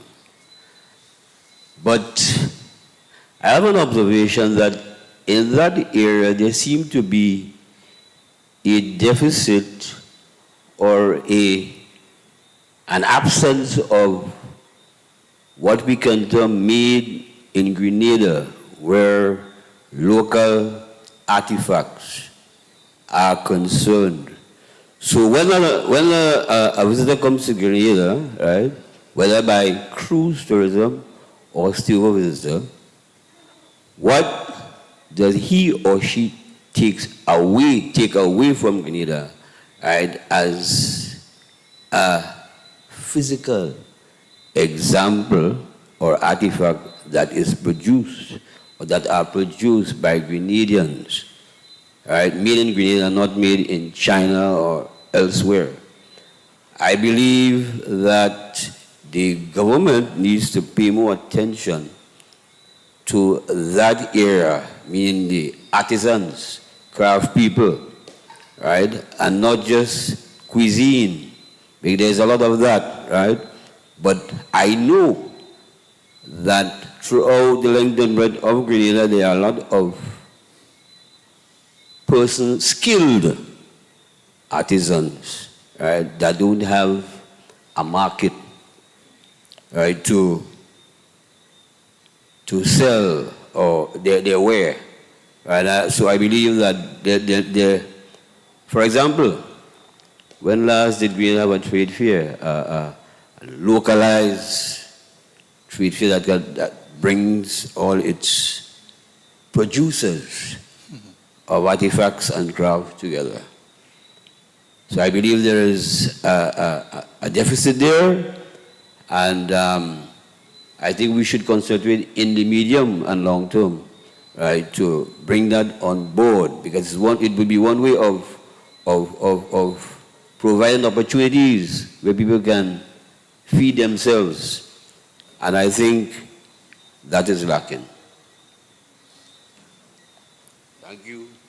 Thank you so much for that. I just want to say, Halim, that I entirely agree with you. But, and I know you are creative and you're in the space, so you know what you're talking about. And the last exhibition, so to speak, that we had with our local small artisans and producers, that was at the Active conference. And the quality of products that I saw there, I purchased some from our local producers, both in terms of substantive quality and presentation, and the quality of the presentation and packaging is really outstanding. And indeed, I agree, we need to create a space. Now there's a little outlet at the Galleria Mall. It's in the booth nearest to the road. Clear Vision. Sorry? It's close to Clear Vision. Yes. And they are inside that one store a wide range of locally produced items, all local, very, very high quality. And I would really highly recommend people visit that store and purchase. And it's a grouping of artisans and creatives coming together, having that store there. So things are being done, efforts are being made, but I agree with you that we need to be more concerted about the effort to promote the work of our creatives. One thing we can do, for example, is to find a way to set up an online store where people can purchase locally made items, because I'm telling you, from jewelry to clothing to accessories to jams and wines and punches and purses, I mean, you name it. And the quality is very, very fine. I think if more Grenadians know of the quality of items that we produce, Amazon will not get much sale from Grenada. True. Very so true. we really need to do more, and I guess that's one of the areas in which government, through the Office of Creative Affairs, for example, can partner with our local creatives to promote the very, very fine work that is done here in Grenada. So I support your suggestion 100%, and we'll take that back to my colleagues. Yeah, so because just my last comment, it should be reflected in your budget presentation so we can know, right, what percentage of sales or marketing, right, that we were able to invest in and contribute to the economy in terms of money coming in by what we send out. Okay, so that's it here for me. Yes, very good suggestion. And of course, this government has taken a trust with the Office of Creative Affairs. And I feel maybe what, because most of their work, they do host a lot of training initiatives and workshops and so on and so forth. So there's a lot going on, but a lot of their work is done online.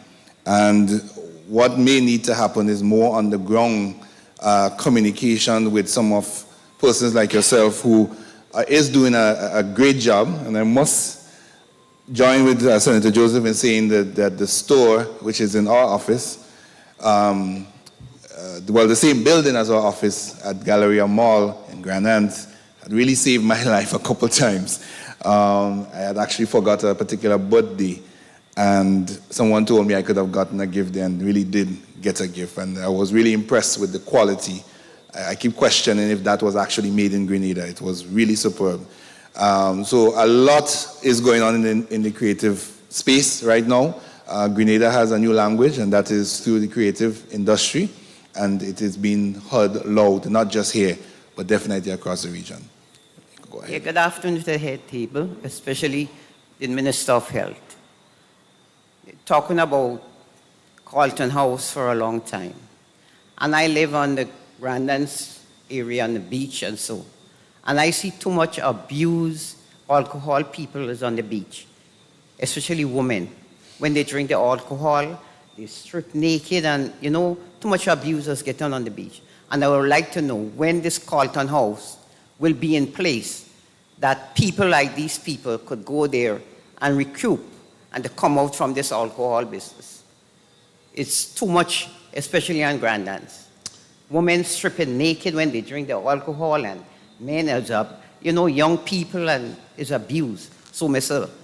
of Health, I'd like to know something about that, because I heard, Delma Thomas talk about that a long time, and up now I ain't hearing nothing about if it start, when it start, or if it go start.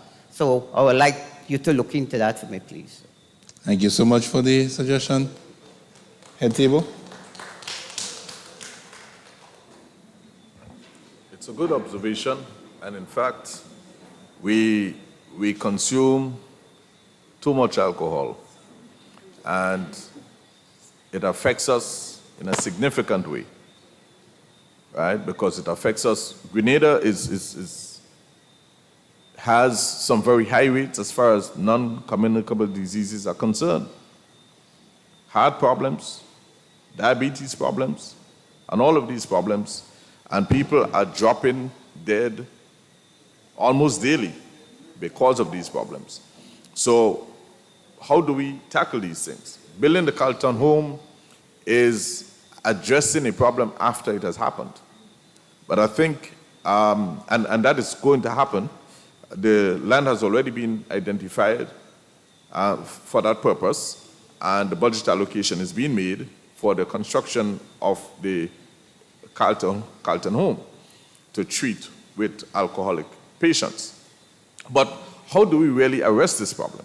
The problem has to be arrested from the point of view of education. If we do not educate the population on the dangers of overconsumption, and that is where the problem is.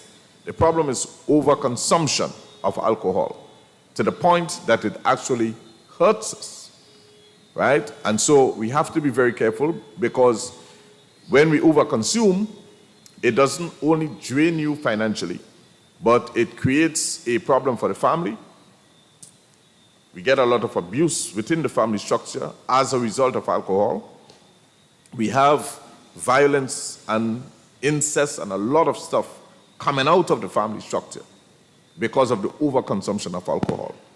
Compounded to that, you have life-threatening diseases. So there's so many negatives that comes out of overconsumption. You look at the average youth. The average youth drinks what? A beer or rum. And I'm not saying that you choose what you want to drink. That's your life. But I think all of these things must be done in moderation. And the problem that we have in society is that there is not adequate moderation. People need to balance their lives and understand that you're not living just for one day, but you have to live a life that is happy. How do you find happiness? You don't find happiness by racing down the road and flying over every hump. You're going to kill yourself. So we race along the streets, we drink alcohol, we eat so much fast food, we consume too much sugars, too much salts, and almost everything we do is in excess.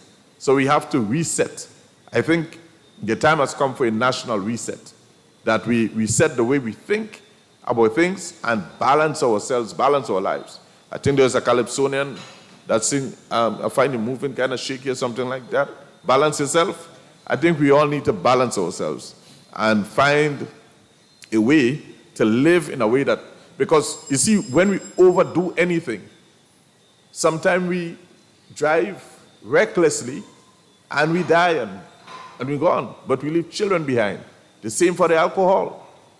It drains the family resources while their children to go to school, right? And so we have to understand that with all of this comes a measure of responsibility that one needs to exercise in his daily lives. So I'm going to leave it like that to say, yes, it's being considered, but education, education, education, and balance yourself. I think that will help. Thank you. A national reset. Very, very, very interesting. Next suggestion, comment? Good evening to the head table. I would like to give compliment to the Minister and Government, Minister Honorable Andy Williams. There's that road that comes from Top Belmont, like above Maitland Garage, and go all the way back to Grand Dance by the post office. That road, since I was a child, I went to that South St.George Government School since I was around 8 years old, and I've been hearing that it has to be done, it has to be pitched and so. And I remember, well, nothing was done since I've been hearing that. But I remember some years ago when Finsley St. Louis was in office, I made mention of it to him, and he came, he looked, he did set up a committee, and it was promised. But nothing happened. It is now happening.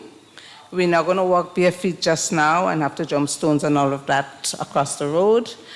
So I want to say thanks to Honorable Telesford. You don't have to tell us your age, but you can admit you're a grandmother now, right? You like confusion. You said since you were 8 years old. Since I was 8 years old. Just so that everyone listening could put things in perspective in terms of the amount of work that this government is doing. Exactly. You are grand. I want to say that throughout my lifetime, I have never seen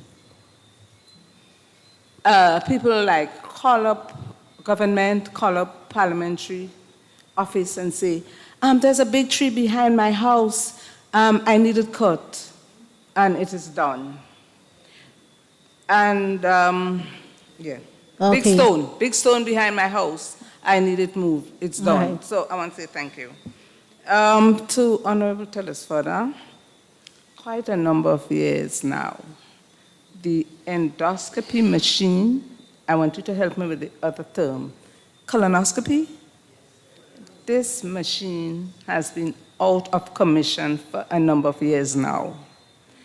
There's a lot of Grenadians suffering with ulcers and prostate, and the cost at the private,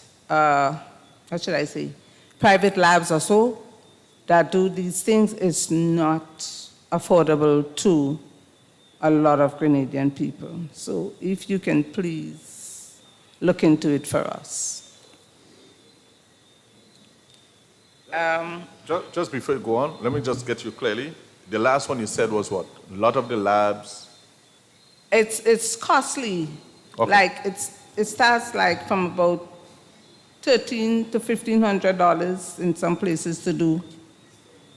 Yeah, the endoscopy and the colonoscopy costs quite a bit as well. And every time you check with the hospital, they tell you, for a number of years now, they tell you that some technicians are coming to repair the machines, and you would go back a month or 6 months later, a year later, and it's still the same way. And it's been going on for a number of years now, so please. One more. Concerning that new hotel that is mentioned in Sotais, is it happening? I just want to ask if there's any plans for the reopening of Pearls Airport. I'm done.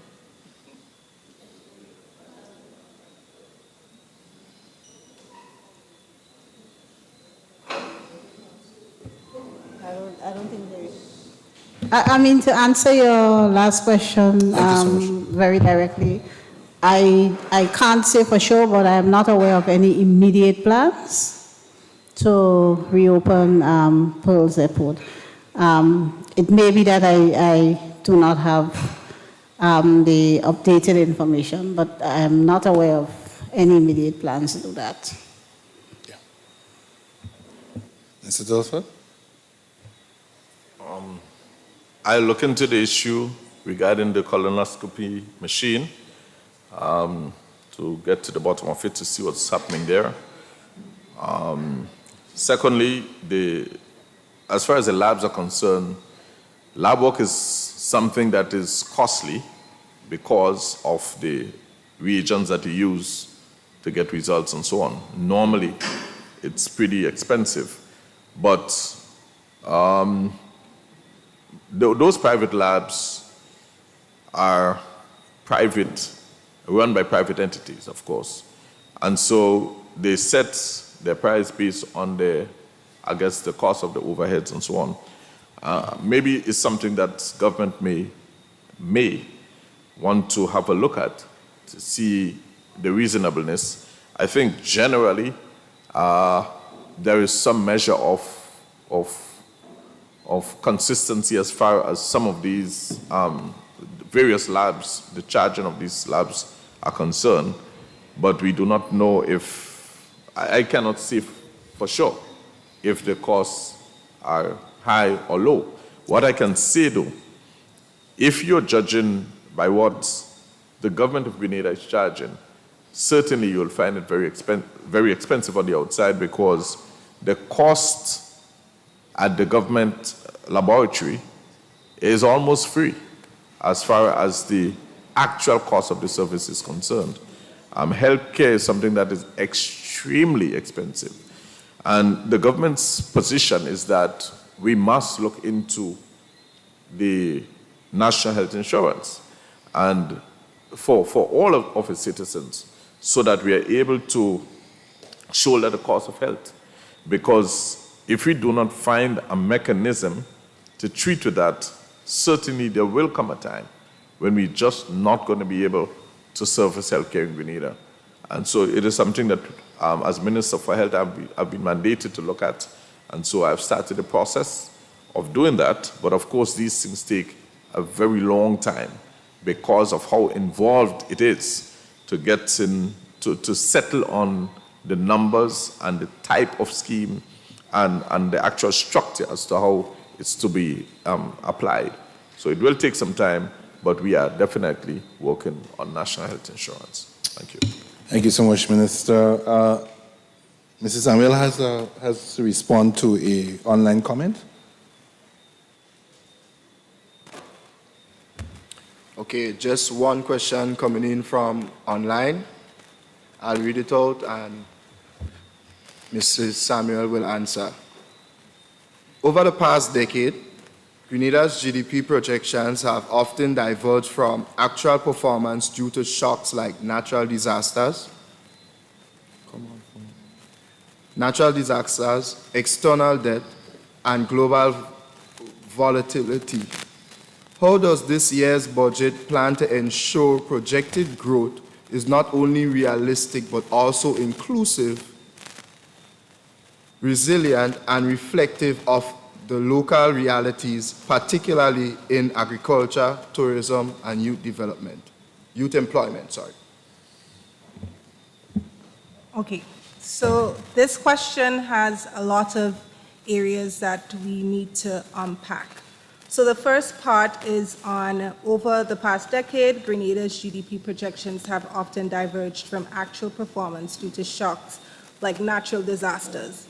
This is a common feature of any economy. In the US, if there are any issues, any tensions, global conflict, you would see inflation, prices moving up, and so forth. So it's a common feature of any economy. Particularly for Grenada, Grenada is a small, open economy, which means by definition, it's very susceptible to a lot of external shocks. A part of the question speaks to external debt. Now, one of the things that we do is that we borrow on very concessional terms. What we mean by concessional terms, low interest rates, longer repayment periods, that gives us breathing room to be able to address our domestic realities, build on the sectors that are underperforming, strengthen the sectors that are overperforming. And then another part of the question is, how does this year's budget plan to ensure that projected growth is not only realistic, but also inclusive, resilient, and reflective of local realities? This is a very great question, and the simple answer to that is by investing in ourselves, investing in our economies, making our economies more resilient to climate shocks. So that is using different types of farming practices, for example. So it's about investing in ourselves, empowering the industries that are productive. I know, for example, with the agriculture sector, particularly livestock sector, we invested in procuring a number of sheep, goats, and pigs, and they try to ensure that these animals, though they came from abroad, that it's adjusted to our climate so that it would be able to withstand our climate and other issues. Another area is on youth employment. This is about investing and empowering persons to open new businesses, invest in themselves, invest in education, and all these matters or all these initiatives and reform initiatives are going to empower our sectors and make Grenada more resilient, more inclusive, and grow. Simple answer. Yeah, we have any other suggestions, feedback, comments?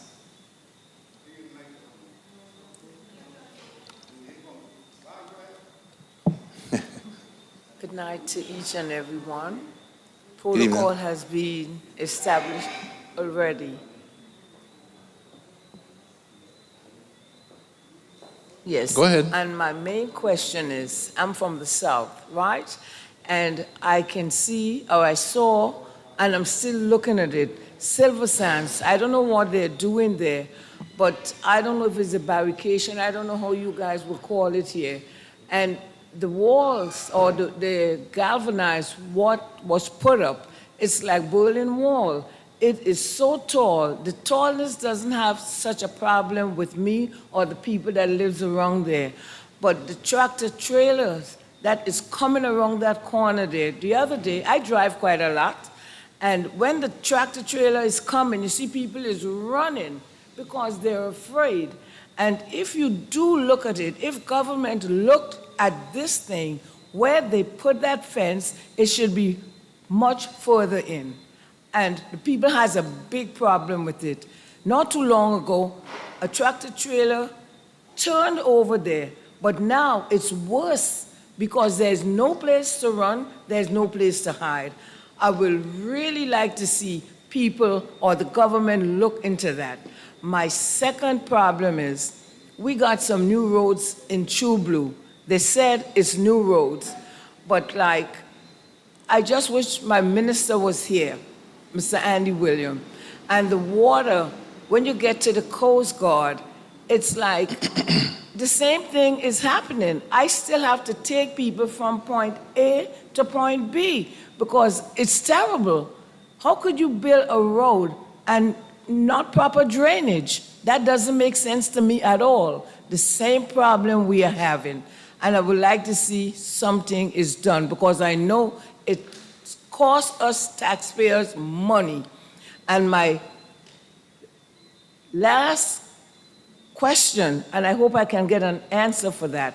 I live like around the roundabout in True Blue. So I go on the little beach in the end all the time.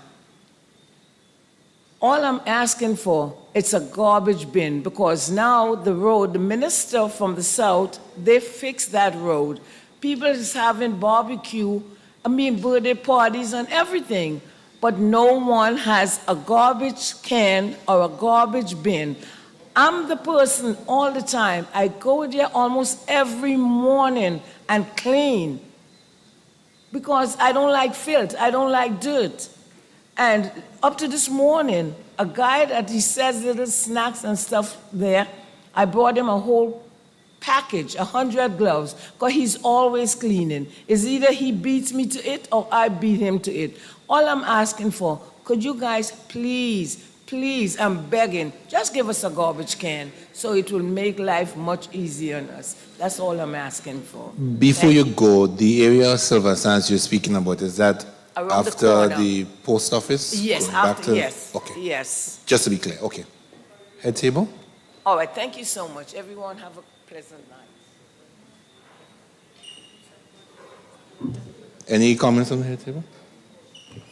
All right, so regarding the temporary wall or barricade at the next to Silver Sands, I think it's something we can look at from infrastructure, so I'll pass the message on to the PS so that they can have a look at that. The garbage bin, I'll pass it on to solid waste to see if they can put a removable bin in that area there, close to the roundabout at True Blue on the inside. Yeah, I know where. I know where you live. Right. Also,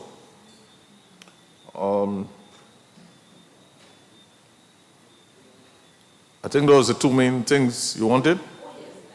Yeah, okay, so I think I could road out of the way so that the traffic could continue. And I guess the next phase of work might be to put in the drainage. So I'll convey that to the minister so that he can have a look at it. All right, that hasn't been just done. It was done a few months ago. No, I'm aware. All right. Yeah. And that's all I'm asking for. I'm not asking for much because I'm just getting tired of being cleaning. When I leave and I go back to New York, nobody does it. And it's for each and every one. And I think we should enjoy it, but people just don't believe in putting the garbage in bins. And I'm sick and tired of it. Thank you. Thank you so much for your suggestions. And noted, and they'll be taken back to the relevant authorities. Yeah. I have a question on budget, right? Mm-hmm. I would like to know the depth of the country, if that decreases the accuracy of putting the budget together in different ministries, our different areas. Okay. Thank you for that. Head table. Oh, you want to repeat the question? Someone didn't hear it. So basically, she's asking that she wants to know the debt of the country. Yeah, if that decreases the accuracy of putting the budget together for different ministries. Okay.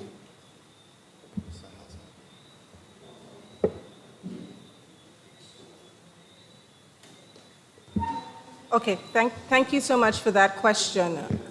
So when we look at debt, the state of debt currently, we see that the trend is on a decline, which is good, right? And this is, of course, because, well, the debt to GDP ratio is on a decline because, of course, we have relatively strong or vibrant growth in 2025. So to answer that question in relation to the debt and the trajectory of it, it's on the decline. But how does it affect how we budget, right? Well, given the current state, and that is on a decline, and of course, as I said earlier on, we have very concessional terms to give us that flexibility to spend and to collect revenue, etc. It doesn't directly, at this time, it does not directly affect how we budget, yeah? Ministries and departments, their area is expenditure, and certainly we will need to contextualize that expenditure into a framework. So we have to look at how much we're expecting to collect versus how much we're expected to spend based off of their request for spending. So once we've established how much we're projected to collect in revenue, and then we look at how much our expenditure would be, we tend to ensure, according to our fiscal rules, we have this in law, we tend to ensure that we have a surplus of at least 1.5% of GDP. Now, if we're in a deficit, and as Mr. Patterson indicated before, there was consecutive periods of deficit, then the government would need to finance some other way. And generally, how it does that is through contraction of debt. Yeah. But it does not negate the fact that, in our current time period, we're looking at debt on a downward trajectory, one where we have a plan in terms of how we're going to recover. Yes, we have a deficit currently, but we have a plan as to how we're going to recover. And that would need to fit into that whole macro fiscal framework, looking at revenues, and then, of course, looking at expenditure. Yeah, I hope that answers your question. Thank you so much for that. So we just have about 5 more minutes, so we want to wrap up at this point. And we... Oh, you have a question? We will give you 2 of the 5. I think you won't give me a little more, Minister of Government, congratulations. I want to thank the government of Grenada for the job that they've been doing for this country. I have never seen in my life, and I'm 75 right now, and I've never seen no government perform like this government is performing right now. I want to tell you congratulations and keep it up. Now, I want to talk about farming because this is what I know. I didn't like school. I went, but I didn't like it. And there was a reason why I didn't like it. But we will go there. Sometime again we'll go with that. Agriculture. We know that is the backbone of our economy. Forget about tourism, yes, good, but we're talking about agriculture. Food, the food chain. No matter what work you do and what you do, if you're in food, you can't live. You cannot survive without food. You could walk naked, you could get wet, you will survive, but not food. No, I realize that agriculture in a very critical state. And if we don't do something serious about it, we're going to perish. Now, in the past, they had rats. Now, you have 2 quality of rats, the 2-foot rat and the 4-foot rat. Now, the 4-foot rat, they're getting defeated by mongoose. When you watch mongoose now, mongoose traveling in a band, in a line, and we have to do something about it. In the past, after the PRG government, some kind of thing, we used to get rat trap. We used to get Malatian to spray, Malatian, not Malatine, Malatian. I know what I'm saying. You ain't know what you're talking about. So listen to me. I'm a farmer all my life. Go ahead. So, right now, we don't get it. The last time we used to get it was when Minister Thomas, the Calypsonian one time, he was I used to go by him and I used to get it. And we didn't used to pay for it. It was free. Then when the PRG, not the PRG, NNP government come in, we had to pay for it. But we used to get it, we used to pay. But now we don't get that again. Now, we're talking about banana and culture, what you call it? Tissue plants. Mm-hmm. I totally against it. Not the tissue itself, but where the tissue coming from. If tissue from in Grenada, I believe because we had tissue already. And when they just plant, then we get about 2 crops, and then it just deteriorates. And that brings the deterioration of banana at that time. This is why I had sing a song called Mr. Banana at that time. Right? Now, if you remember, there was a cloning going on with a sheep called Dolly. They take out a tissue from the mother, and they produce Dolly. And in a couple of months, Dolly turned old, because the tissue you take out from it was old tissue. I want us to check on that. Otherwise, we're going to fall back in the same thing with the banana, the tissue banana. We had it already, and that should be out of compliance. I also believe that the people who are giving us these tissue plants, I believe they'll do something to cripple us. This is my belief, and I'm talking from experience. Because if you look at it, you will realize that once we were the king of nutmeg, the king of cocoa.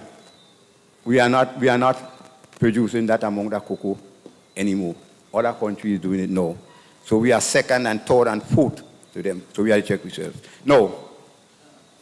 There is a thing, you see, if you look at the fruits now, all the trees black as star. That is a pest. And that comes from ants. I know that. How I know that? Because there was an agronomist here, the best Maureen in the Caribbean, I believe. I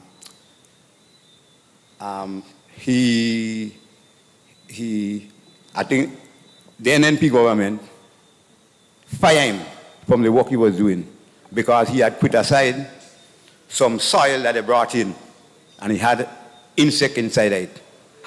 They get rid of him, right? Paul Graham. I was working at the time, not with Mr. Graham, but he was teaching me the chemicals that to use and how to spray it. And he was telling me that before spraying, I had to prune the trees, cut off all the old rotten pieces, and expose the ants, because if I just spray so, down inside the ants going to be down there and they'll be covered, and nothing will happen. But he gone now, and then he used to get work for me. Speak in the mic, please. But you're hearing me anyway, because my voice is loud. So can you ask the question you want to ask? Because you're giving us the story, but we want to get the question. I want you to study agriculture, the farmers, and help them to get rid of the pests. Because the pest is what is killing the crops in Grenada. Right? No. I will send you in St. Paul's and tell you, go anywhere in St. Paul's and see if you get 2 oranges up. And it's one place you're going to get 2 oranges. One place. Because that person knows how to take care of the crop and everything. So you need an agronomist. We had one some time ago after the revolution called Dr. Nuta. He died now. Yeah? But we don't have any agronomists now. We don't even have extension officer. You understand? And people talking, we don't have workers. The other day a man telling me about, he can't get nobody to work. And he blaming the government. I say, it's not the government can't get nobody to work. Right. And I want people to work and I can't get people. So I am saying no. In short, we talk about that, they talk about it, mean that I'm telling you, bring in foreigners, let it help us. Any way I could get people, qualified people to come and work, labor, and pay them. We will pay them. So you made 2 points, and we accept those 2 points, and we'll ask the head table to deliberate on it now. Yeah? Yes. Thank you so much. Do that for me, please. Thank you so much. Head table, any comments? No? Okay. All right. So we want to extend gratitude to everyone who has come out in person tonight to be here as part of our 5th budget consultation in St. George's. We head into Big Parish tomorrow, St. Andrews, at the St. Andrews Methodist School. Thank you also to the viewers online who would have sent in questions, comments, and suggestions. We hope that we were able to answer all. If not, we will attempt from the communications unit to provide you with a response soonest. So once again, thank you so much to everyone who has joined us here tonight. We bid you a safe journey home and have a productive evening. Good night, everybody.